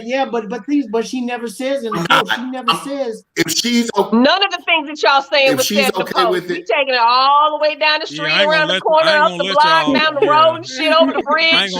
She was okay with it. Y'all like to change the story around. If she was okay with it and I'm not, hey, take my feelings in the right. And that's true. That is absolutely 100% true. His feelings should be taken into consideration. I ain't saying OJ. In one sentence, she minimized her husband's emotions. She minimized her husband's emotions and opinion on the subject. My husband had a temper tantrum. Again, not because I bought a shake from Shake Shack and didn't bring him one, not because I can't find the batteries to the remote, but because I want to go see a man I was very much in love with, but hurt me and left me emotionally scarred, possibly affecting the relationship I'm in now. And now he wants to speak to me one more time to give me some kind of closure. Say it, Joe. Closure is not something you can get from everyone. Closure is not something you get from other people. Closure is something you give yourself. Because she's true. Yeah, because she was trivializing. That sounds good. Husband's response by calling her I agree. I kind of agree with it. Joe shit. I'm just playing a little bit of devil's advocate because I don't think it's a fly situation. I don't think it's a fly situation. I don't think it's an issue either. But at the same time, you didn't tell the man before. You told him after the fact. Like you didn't even consider his anything. You were just like, "Fuck it." That's real life shit. That's real life shit, though. How many times have we? How many times? No, but that's okay. But you have to give him his way to be upset or whatever his reaction. And you know what else, Nikki? You know what else is real life shit? When a motherfucker get choked out, that's real life shit. And hopefully we're past that point of our lives that those things are not happening anymore. And if that is happening, that's probably why she went and seen her damn ex, because she got a broad for her husband. But and my whole point of even playing, devil's advocate a little bit is because what if these two, this husband and wife, what if they were solid? What if this was high school sweetheart? Who knows what the dynamic was? What if, you said, well, if she wouldn't be okay with me doing it, then she shouldn't do it. Well, what if she's just grown enough to know that I know my man loves me? He don't want to be with nobody but me. He's committed to me. We are doing this thing 24/7. Like if this is If this is something that you need to go do in part of your life, if there's amends that need to be made, if you know what the significance of making amends is, being able to have amends, it ain't about closure. Closure is an excuse to hold on to some shit. But if this was something that had to happen for the two of them to grow, or for not collectively, but to go their own way, this man finna go to prison the rest of his life. Maybe he's about to kill himself. We don't fucking know. Nikki. Well, but Nikki, what was wrong was her not telling her husband. When y'all get done. You know what? What was wrong was her not telling her husband, or going behind his back and doing something that he wouldn't like. Exactly. I agree. Nikki. And that's a bad habit to have in a committed relationship. Nikki. It is, but a lot of committed people do. A lot of committed people do foul shit. I mean, this is real life shit. He's going to prison for the rest of his life. He ain't gonna miss me. Why he focused on her? We don't know. We don't know. We don't know what the situation was. We don't know. We don't know. I disagree. We don't know. I wouldn't get no damn divorce over that, but I bet we'd be in some marriage counseling. We'd have to go to some counseling. We'd have to solve this problem and decide if we can be together. But I'm not finna just divorce Everybody you else over is some talking shit like about that. straight out divorce. I'm like, hold on. Yeah, we might have two addresses for a little bit, but we're gonna figure some shit out to figure out where is the breakdown. Why is this happening? Why can't you come to me? Why is my response this way to where you can't come to me? We gotta have a conversation. Right. But divorce, but then that's crazy. Yeah, I understand, but I'm saying that conversation is going to be a lot more difficult because she didn't tell him ahead of time. Well, then we're gonna have to work that out. That's what therapy's for. And that's Hold on, just a second. Ivory, jump in. Yeah, I was gonna say, I'm not that this one situation would be grounds for divorce, but her general attitude in speaking about the situation lets you know what kind of woman she is. I'm the kind of woman that my husband cannot tell me what to do. That's a problem. And just generally, I mean, that man is going to have a hard time with her until she really decides to be something different, or they break up. I mean, that's sad to say, but a lot of women have that attitude. You can't tell me what to do.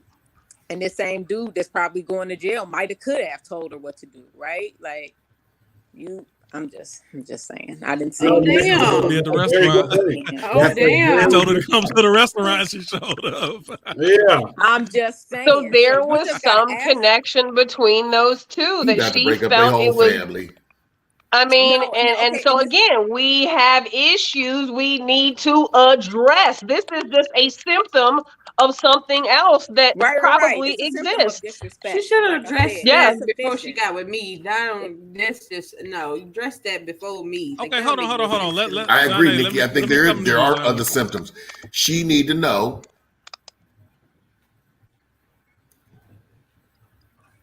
Did it freeze? Oh, yeah, I think he frozen. He froze up, Stokely. Talking all that bull. But yeah, no, that she's a disrespectful wife. She's an unsubmissive wife. She's a disrespectful wife. Anyway, so I mean, obviously that he's upset. He wants a wife. He can tell, hey, I don't like that, or he wants a wife who would know that that's unacceptable, and for her not to do it, or he wouldn't be so upset. And she's not that wife, so they're gonna have problems. Right. Stokely, are you back, Stokely? No, he's still frozen. I do believe. Janae, let me ask you, Janae, real quick. Let's flip the script. Your man be like, yo, my ex, she about to do a bid. I need to she just wanted to say bye before I left real quick. So we're gonna meet up real quick. It ain't about nothing, but she just, she wanted to apologize to me for everything that she did to me. And you make it clear, like, no, you ain't got to. She can apologize. However she did it, she probably need to be contacting you then. But that apology is good enough. Y'all need to meet in person. No, look, I gotta go do this. I gotta do this. I gotta get closure for me. He goes ahead and goes anyway. Your husband. This is your husband now. What's your response? How do you handle the situation? For me, I'm definitely gonna need some space to think about what just happened, because I don't understand how we could have gone from the conversation that we had till you making the decision. Like, why did you ask me for my opinion? That doesn't make any sense. Right. So that would have been like, you go over here. I'm gonna come over here and give us some space real quick for us to think about that, because I don't know how I got a follow-up question. Automatically react to that. Jeanne, let me ask you this. Is it more disrespectful, and then anybody else jump in after this too? Because even like you said, why you ask me and then turn around and gonna do what you was gonna do anyway? Mm-hmm. I could argue it's more disrespectful that you actually asked me or presented this to me.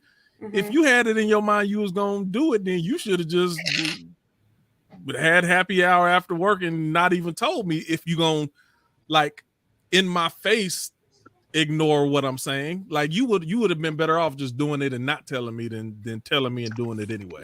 No, that goes back to that space that the podcast that we did the other day. You have to give him the trust that he needs to have a conversation with you. So thank you for coming to me and asking me and telling me whatever it is you need to tell me, but I gave you my answer. So now what you do with that is going to determine what happens with us. That's how that works. I move based on how you move. I'm not going to be doing too much. Like, no. Yeah. And let me say this. I wouldn't say no. Amen. I'm saying that this is a disrespectful woman, but like if I was in the reverse situation, I wouldn't tell my husband no. See, I would be asking him. That goes against our trust. That's a good one. Yeah. No, I'm saying the fact that you're not already in the place to know that it's not a good idea. Who I am, I need to just let that play out and see where your head is. Oh, but that's a double-edged sword too, right? Because you didn't let him go. So now in his mind, he's thinking, "Oh yeah, my wife gave me permission to go," not knowing that you really ain't good with that. You ain't having it at all. I'm not saying I'm not good with it. I'm saying I need to see where your head is. Like I need to see. I would say, okay, even before I got married, my boyfriend at the time, wasn't my husband yet, his ex was moving out of town, like permanently. And he told me, he said she wants to meet up before she moves out of town. And he was like, I don't know if I'm comfortable with it, but what do you think? And I was like, sure, meet up with him. But see, that is a very different scenario, and that is the ideal situation. You know what I'm saying? Because there was communication, and he himself expressed his own concerns about going. The way he voiced in that message, she was interested because she was already invested. She still has a pull to him. You know what I'm saying? And regardless of whatever. Listen, but let's be honest, Joe. Just because somebody presents it to you that way, don't mean that's how they feel. That's real. In that scenario, he really was giving you the final say so, though, Ivory. Like Ivory, he was giving you the final say so. That's what I'm saying. He was giving you. Yeah. He was giving you the final say so, and he presented it to you first. My thing is, and a lot of times, what in your marriage, Ivory, and I'm not going and check me if I'm speaking out of place, but in your marriage is the opposite of what I see so much of, where people get in relationships, much less married, not because they have a bond, not because they have a connection with each other, but because they're looking for job applicants. You know what I'm saying? She's not with you because you're a good person and y'all feel y'all are two halves of one whole. She was just looking for a job, someone to fill a job position at her. Fill the role. You know what I'm saying? Fill the role. That's it. And they're going through the motions and everything. Because when it's going through the motions, you are still for the streets. Quite frankly, you still dipping your toe in. It's a little bit more than your toe. You kind of up to your ankles sometimes. But when it's a real bond, it's not even an answer, regardless of how I felt about that person. This is who I choose to be with now. And there is really no value, no real value to be had of going to go see this person before they go off to jail or jump in a volcano or leave the planet Earth, whatever. I wish you well, carry you on your way. But if you really need to see me that bad before you go, then what you need is something I can't give you. Facts. Thank you. Thank you. Facts. Yep. Is that what you were going to say, Stokely, before you was talking crazy? Look. Now, I'll check myself because Nikki was right. You know, a lot of my initial responses were emotional. I was talking a whole lot of head and everything, right? But truth be told, cooler heads prevailing. Cooler heads prevailing. I really do subscribe to Janae's school of thought, because my thing is, I don't tell you what to do. This is a gravity issue. I'm not going to tell you what to do. Like gravity, right. I'm going to let you know what's going to happen.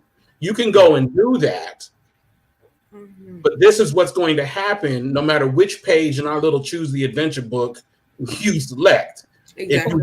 If you go see this person, and I've expressed, not told you can't, because I don't know nothing but my mouth. If I've told you not to go because I'd rather you didn't, then it's going to leave me feeling a certain kind of way, not just jealousy, but now there's trust. You just give more suggestions. Even if your wife, you just like giving.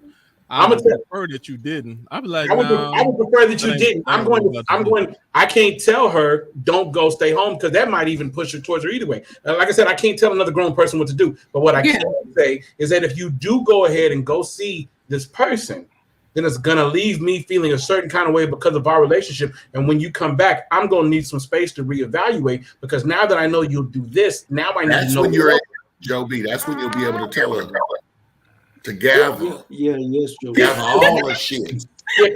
That's when I don't tell people what to do either. But you will be able to gather GATHA. All of your shit.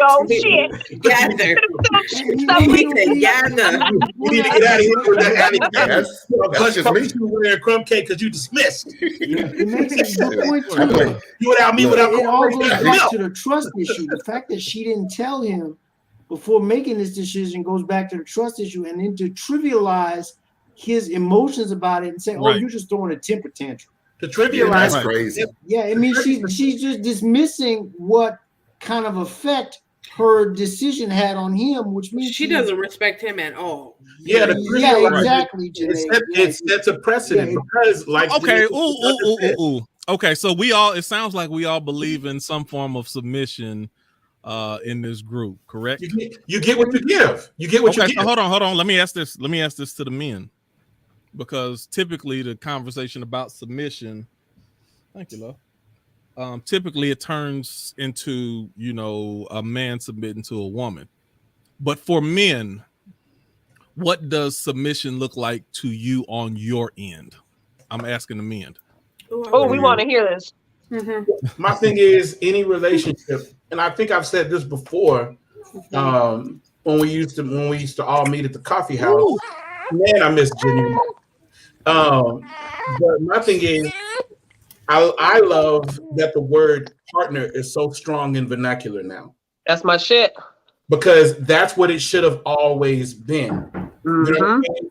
We come into this, both of us got something to give to this relationship. This is not just a marriage, this is a mastermind alliance. Mm-hmm. You know what I'm saying?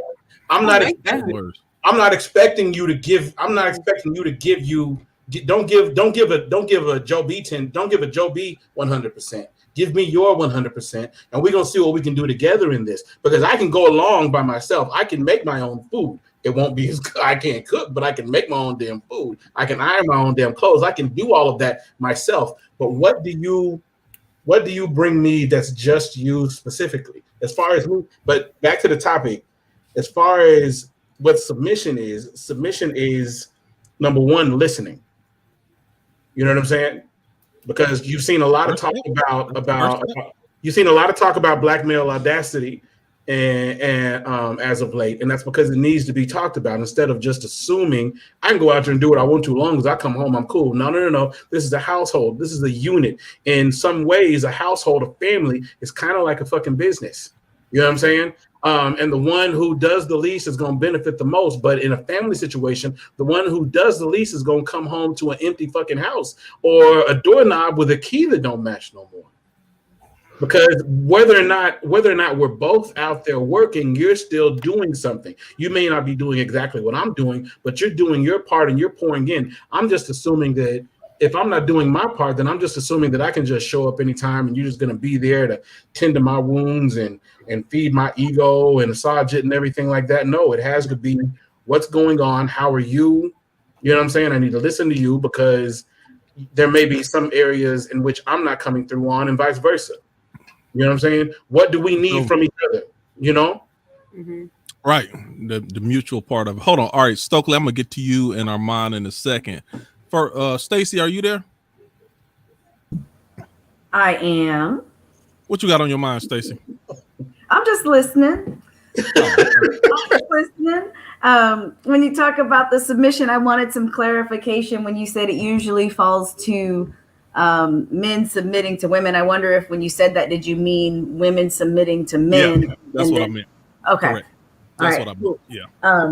And that's kind of a topic that well, I almost got, when I was a kid, I was raised in church and stuff and went to church camp, and I almost got kicked out a couple years in a row because they were talking about the submission section, and they would separate the little boys from the little girls, and they were talking to the little girls about submitting to their husbands, right?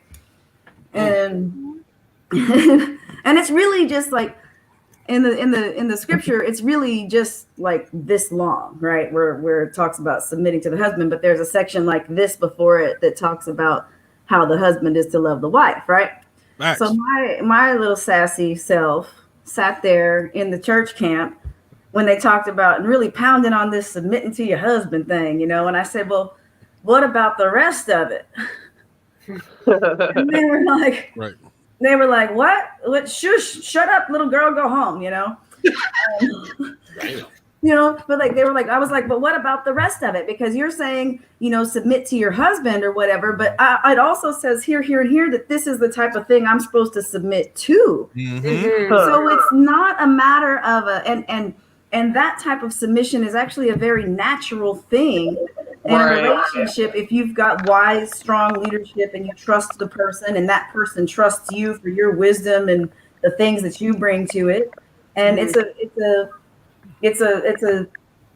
not this domineering thing. Like submission is not it's not a dominance thing. Being told what to do. That's not like, that's not right. But it can right. It's that's submitting to the partnership. Right? It's submitting to the partnership and understanding that you each have a role to play in that. And and you work that out within your, that's puffy fluffy, within your relationship. And you submit to each other in that. And if you're, you know, if you're of certain spiritual beliefs, you're submitting to a higher power above that together, you know. If not, it's just a mutual respect and tenderness and care and looking out with regard to the best interest of your partner. And having trust and faith that partner is looking out with that same regard and looking out for your best interest.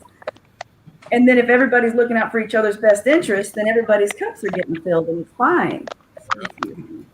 That's what's up. But so I've been kicked out of church for submission stuff. So I was just listening. Go ahead, Nick. Go ahead. Say that too. It's not really submission until you disagree. So a lot of times you try to make submission this really flowery kind of, you're submitting to me and I'm submitting to you. And I mean, all of those things are wonderful. That should be happening, but you have not actually submitted to another person until you disagree with them. Right. Right. Until we're going even in that disagreement. Say, no, I would like to go that way. And you say, okay, we'll do it your way, even though I disagree. Now you have submitted, but you haven't submitted. See, I agree with what Stacey was saying, and I think we had a conversation a few weeks ago on Free Thinkers where I said my favorite word in the English language is balance. Balance. And so, without the balance, the submission. See, I look at it this way. I'm not going to ask Sonia to do anything that I'm not willing to do. And I don't want her to think that I'm going to just go out there and do some old crazy shit because I don't expect her to do that crazy shit. So balance, you have to have balance because without balance, then you don't have anything. And so she understands me. I understand her. The submission aspect of it is we balance each other out because we know each other. You know, and that's just my relationship. I can't speak for everybody else's, but you know, I'm focused on mine's right now. You know, I remember you should. Yeah, I remember 5 months in. Me and some friends were having a discussion, and this one idiot was saying, "Man, I miss the days where or folks didn't break up, it wasn't no divorce, and mom and dad, grandma and grandpa been together 80 years, it wasn't nobody breaking up, blah, blah, blah. I mean, oh, you mean before women couldn't wear fucking pants? You mean back when they couldn't even really get a job, much less leave the damn house unless they went to go get some more food to cook for you and your kids? And you mean back when they had to be quiet when you came home late, saying you had to work late, but you know you were smelling like so and so down the street. And if they raised their freaking voice, if they so much as raised an issue with your behavior, they caught the back of your hand. Thanks. Instead of your ear to air out their issues. You mean those kind of things? Yeah, focused on all of the negative. Yeah, those trauma bonds. Yeah, they really keep it on. I mean, yeah, that's true, but we still got to talk about balance, though, right? There was some good things about back then too, and there were some bad things. But they were. There's still the submissive part where one person was head of the household and had the final say was still a better ran company or business, as we talked about before. Then now everybody in the home. Ivory, let's just go to business. Let's just go to business. What business succeed when two people have the final say? No, there's no such thing as two people having the final say. But isn't there a board of directors, Q? Isn't every business, isn't there a board of directors, or is it just still got a final say? It still got to be a final say. It still got to be a final say. And the add-on. No, Joe, even with the daughter, the CEO though. But say if it's a smaller business where there's only two people in charge, and there is no board, then it can it comes down. You got Ghost and Tommy, that don't work, man. Right, two people in charge, regardless. Somebody got to make the decision. Right, we got to agree on. Somebody got to be willing to fall back. Now, following what there's a disagreement. Now, following what Ivy was saying, it's like, back then there were bad things about relationships back then, and there were good things. But even despite the societal norms at the time, there's this saying this old school taught me. He said, "The rooster wakes up everybody on the farm. He's got to get up, crow, and everybody gets to moving, and he struts his stuff around the yard because everybody's so in awe of the fact that he woke everybody up and got shit going. The hen still has to wake his ass up." And that small gesture, that quote unquote small gesture, pretty much set everything around them in motion. So if it was not for her, the day wouldn't have gotten started. So even though in this example, the hen couldn't get up and go get her own job, even though the hen wasn't allowed to crow, she still had some power. You know what I'm saying? She still had some responsibility. She still had some say in the relationship, regardless of what society said back then she could or couldn't have. If you're in a relationship with a man that isn't going to raise his hand to you, that will be accountable. You know what I'm saying? That will listen and will do his part. It don't matter whether it was the 20s, 30s, 40s, 50s, 60s, whatever. You know what I'm saying? It's a real actual bond. It's a partnership. But even today, you have some people now that act like as soon as a woman gets a job, she's nowhere near wife material because she has too much power of her own, and she has power, she'll pipe up, and if she pipes up, I won't feel like a man. We ain't talking about them type of dudes. Yeah, no. Them are super insecure little dudes. Yeah, well, they don't qualify. So we got 3 to 5 minutes left. Anybody have any final thoughts on? I do have a question. There's going to be something called Taco Bell wine. How many? Taco Bell wine? Oh no, it's not going to be that classy. They're going to start selling hard Mountain Dew, like Mike's Hard Lemonade. Hard. Why can't they just give us the Mountain Dew we want? We don't. You know what I'm saying? Hey, that Baja Blast is my. That's all I want. I don't want. Baja Blast, I mean, I just saw it on the news. I thought to myself, how many people would drink Taco Bell wine? I will. So okay, we got Larry. We got. I mean, right, so you want a nice full body wine that goes with a chicken chalupa. You know, me personally, I'm sophisticated. It sounds good to me. With a chalupa, Mountain Dew wine and a chalupa. You know, that sounds good. Like some tacos sounds. Yeah, I can go for that. Hey, I'm a sophisticated man. I'm a classic man. I want a little Chardonnay with my burrito supreme. You know what I'm saying? They have margaritas at Taco Cabana. Like, you know. Yeah, they got margaritas at Taco Cabana. So that's true. And they do go hard with that Cabana bowl. You know what I'm saying? They just following along with what everybody else is doing. Like Taco Cabana uses real liquor though. Yeah, they do.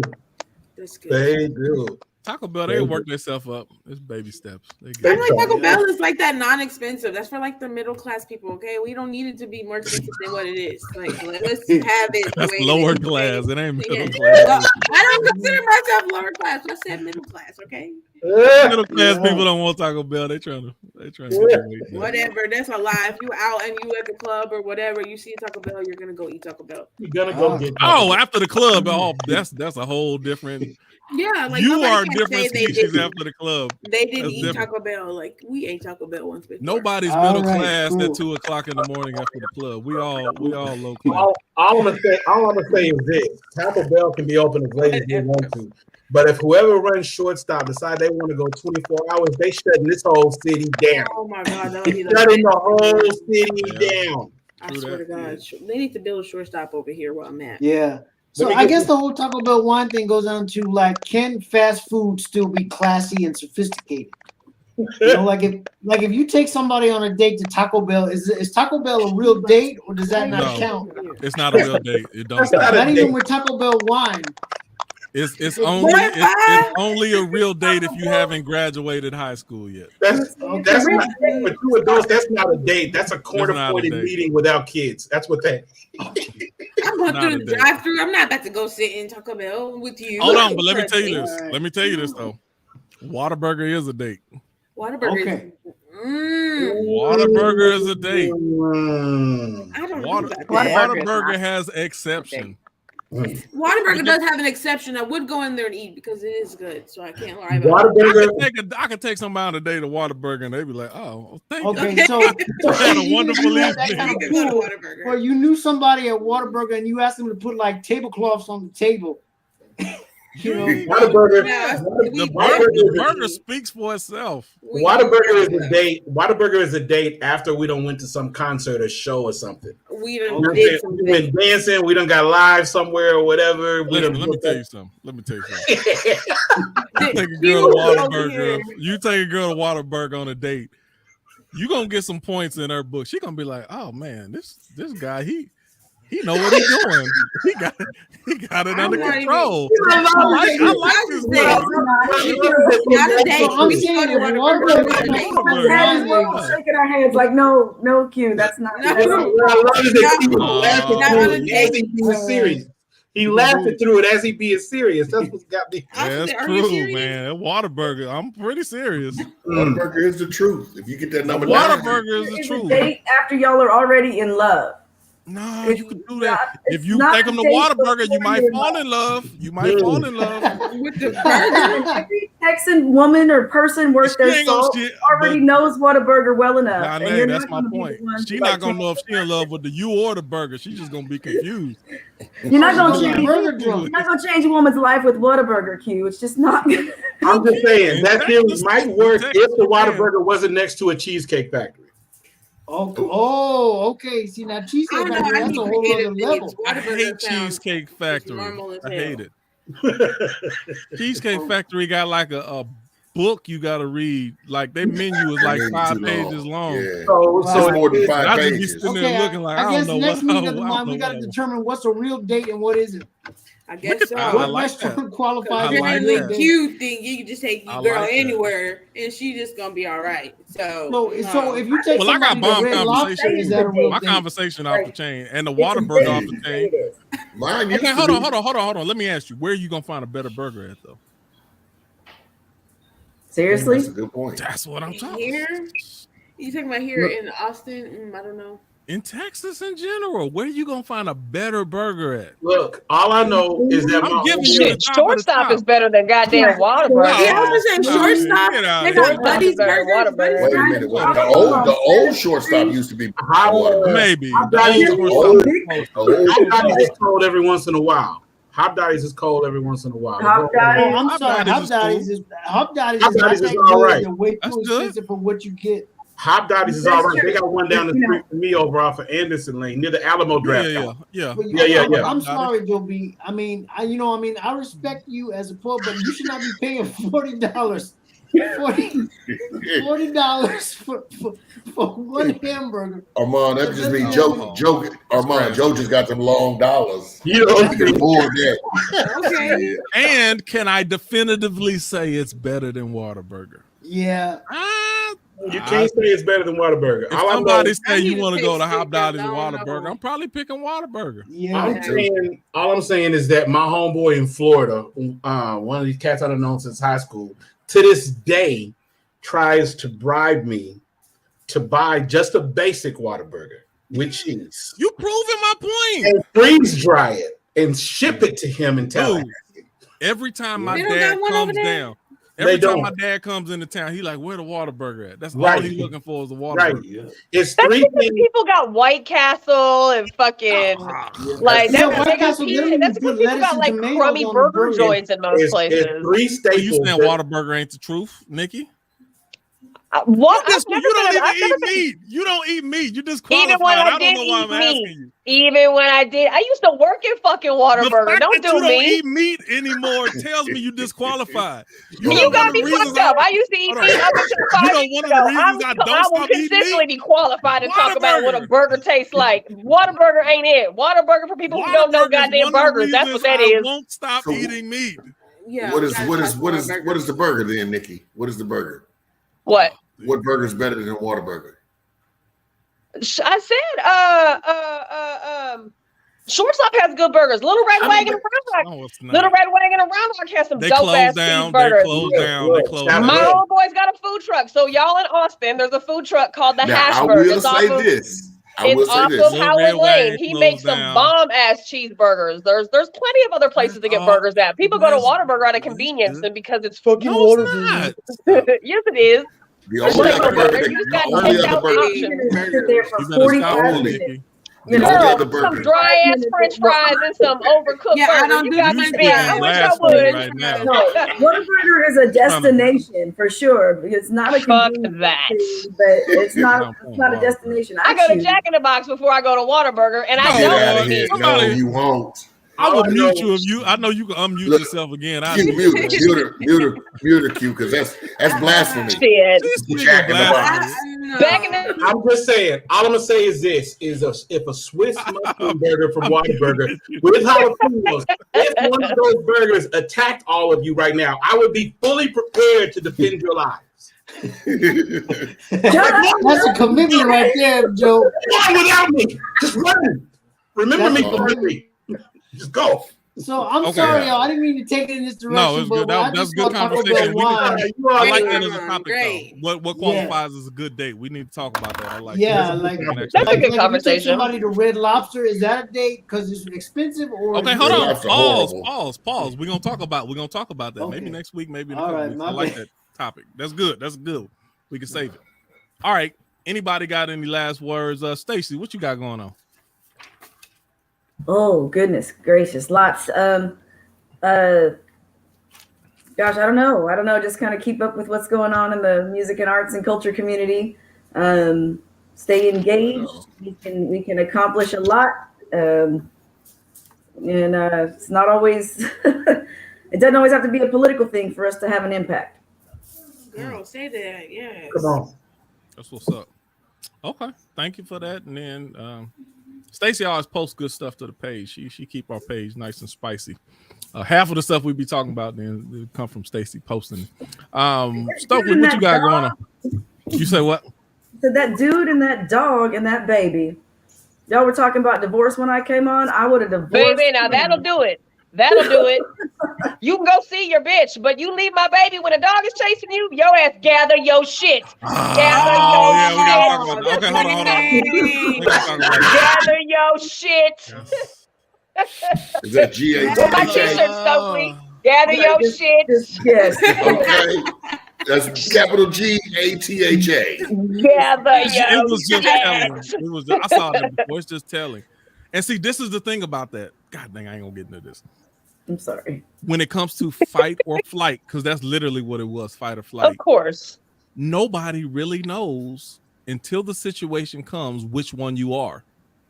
Right, but everybody says that they're fighting. I've been in situations, and I know for a fact I'm on go. I am not going to leave no little but baby that's my point. right down here. You're in a situation. Jumped on top of the car. See, but that's why mothers and fathers are different, right there. That's a mother's instinct versus a father's instinct. Absolutely.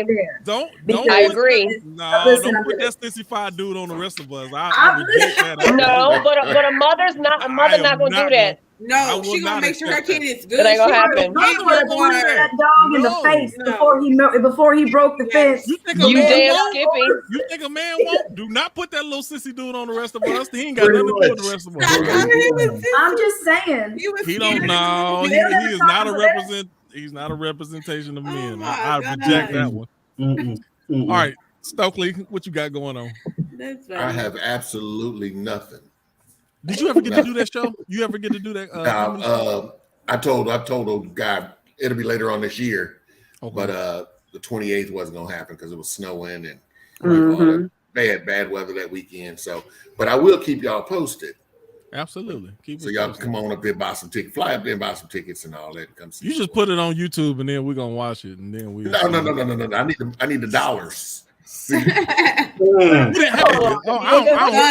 comedian for it. There ain't no dollars involved in comedy. I don't know. If I make it big, it is. You know. I can't speak to Iowa, but if you come, like if you're doing something in Dallas, I'll make a trip up to Dallas. Okay.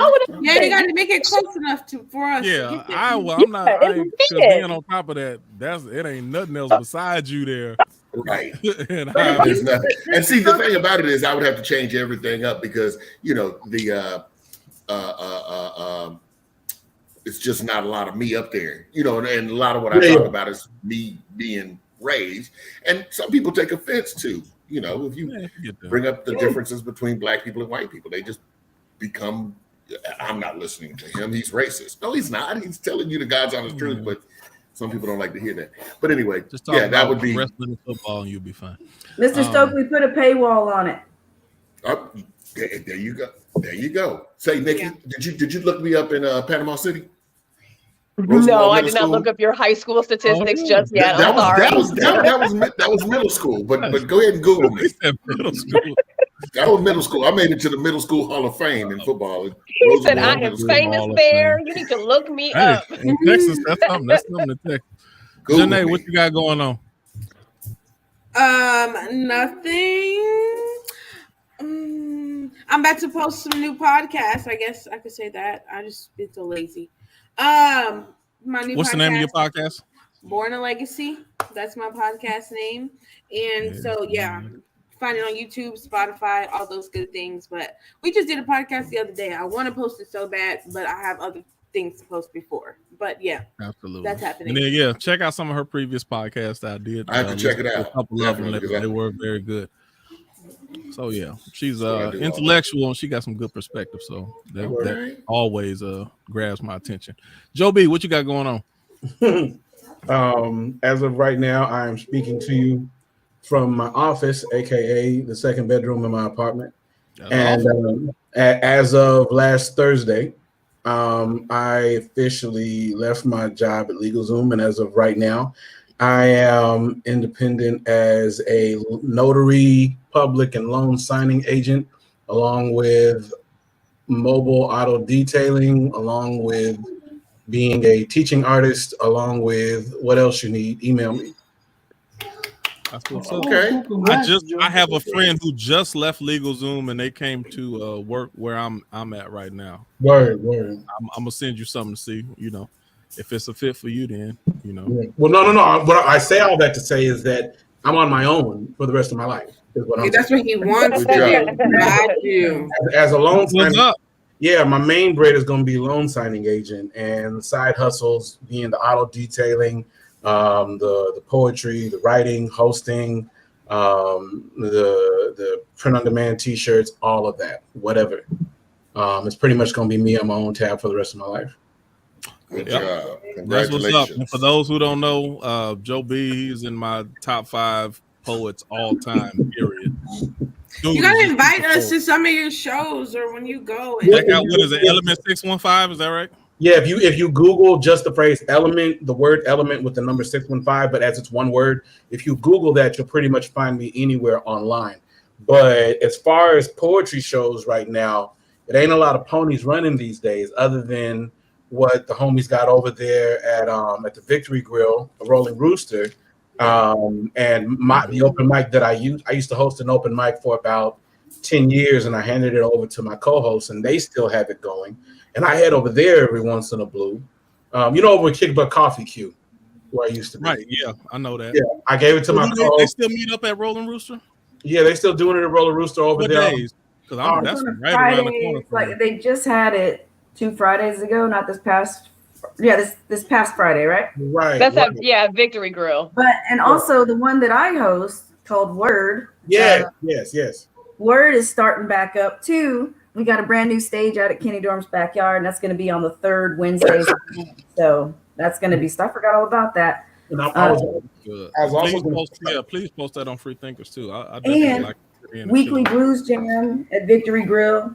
I MC that as well. And it's got a bomb ass blues band. It's Harold McMillan's Assorted Chocolates. That's who it is right now. And then we have a really cool jam afterwards. It's fabulous. Yeah. And Tasha. What night is that on? That's on Monday nights, every Monday night. Okay. Yeah. Okay. So yeah, it's cool. And then Joe B, come to that one too. Joe B started as the host of Word when we started doing that one. Joe B was I remember that. At Dozen. Big Easy. Big. I got time. It's on. And I was gonna say, I don't know how many people venture to the lost world that is Killeen, Texas, but there's a Black-owned bookstore there, Modern Tribe bookstore, ran by my friend. Yeah, it's one of right now. There's less than 110 Black-owned bookstores in the country. Mm-hmm. And she runs one, and I host an open mic there on the last Friday of every month.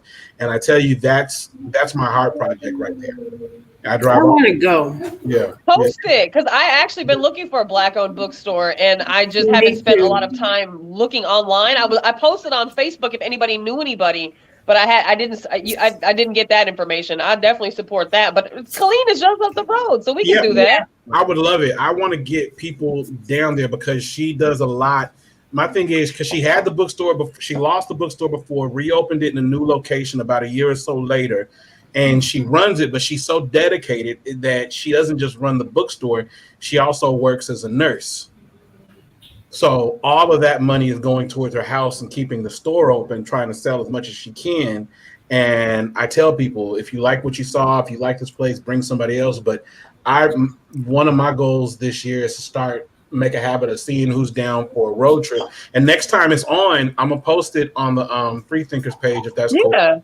Yeah. So that way y'all can check it out. But just look up Modern Tribe bookstore and it should come up. But yeah, I'll send the link as soon as possible. Yeah, put that on Facebook. Put that on Freethinkers too, because I told my kids actually we're gonna get back into the habit of purchasing books, and I was not just gonna go online. Like if I'm funny about my money where I put my money, so so I want to make sure that wherever we're buying books from, my goal was to get it from a small independent bookstore, preferably a Black-owned bookstore. That's what's up. I'm glad that you said that. Yeah, I'm looking at your book right now, thinking about hitting that purchase. Hey, look, let me tell you, I sold out. I have signed I just found I thought I sold out of signed copies, but I was looking through one of my old backpacks and I found like 8 more. So I'm gonna hustle those off. I posted on my Facebook page. So anybody, if we ain't friends, let's be friends and stay connected. Cause I miss this. Y'all know I ain't been up. Nikki Q, y'all know I ain't been up in here in a minute. My mom, you know what I'm saying? But yeah, I need to start pushing those books as well too. But I got my stuff on Amazon. Even now I'm writing for my next book. Just keeping busy as well. Yeah. Oh, I did say Q, you asked me what was going on, and I didn't even think of this. No, go ahead. Time.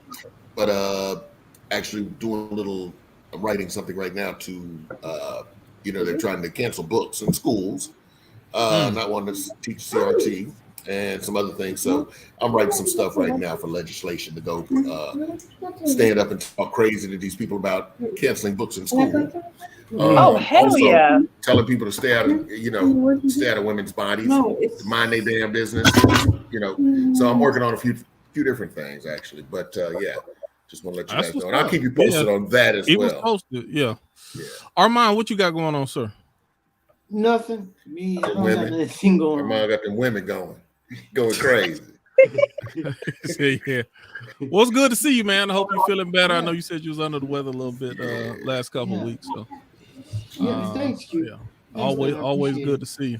All right, Nikki, give us, whatever you got going on last, and you close it out.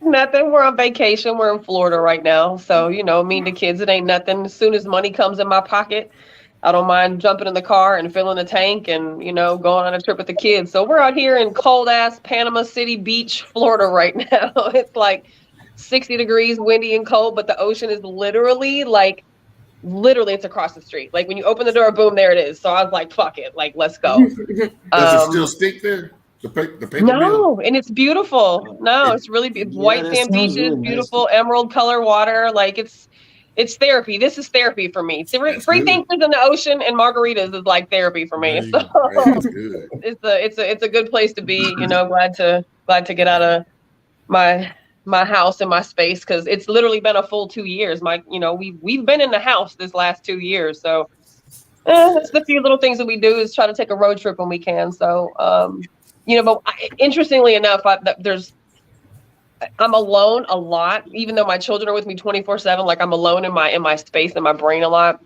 And this trip, just being here for a couple of days, has been very cathartic. I've had a lot of just time to sit and think about life and perspective. And so, being away from home, being away from my comfort zone, being away from all the things that are mine, being somewhere else is just, a friend of mine said today, mama's got to make time for herself too. And that's true. So to anybody listening, and to those of y'all that are on the show, it is important to make some fucking time for yourself. And if you are a parent, and I've been parenting for 25 years, I've never not been taking care of somebody else. So there's something that's really important with just taking care of yourself a little bit, and I don't take very much time to take care of me. But it's been nice to just be able to enjoy a little bit of the fruits of the labors. And it's important to do that. I think everybody is going through a lot of shit right now. We all have really, really heavy plates. It's really easy to get sucked into our shit because it's just what we know and it's what we do. That even the smallest unplugging, maybe you can't go to Florida, but go get a fucking room across town. Preferably not. Go to San Antonio. Go somewhere and just get away for a second by yourself and be by yourself and just it's interesting the conversations you have with yourself when you're by yourself. But it's critical for growth, man, because it's really easy to get stuck in that that weird space sometimes when that's just kind of where you are and that's what you know and it's what you do and it's how you function. I'm one of the brokest people I know, so if I can make this shit work, I think everybody can make it work, even just for an overnight stay somewhere.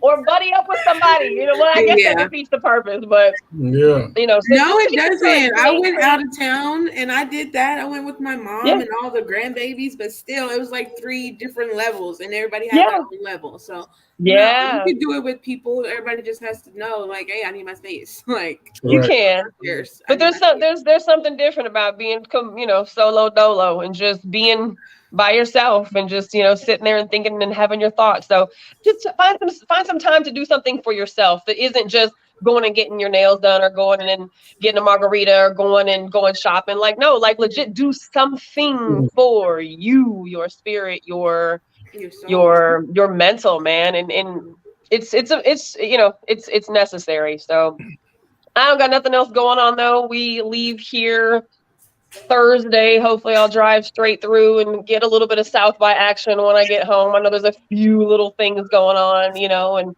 the weather's a million times better in Austin than it is here. So just pretty much it. If y'all got events, all the things that we talked about tonight, links, recommendations, drop them.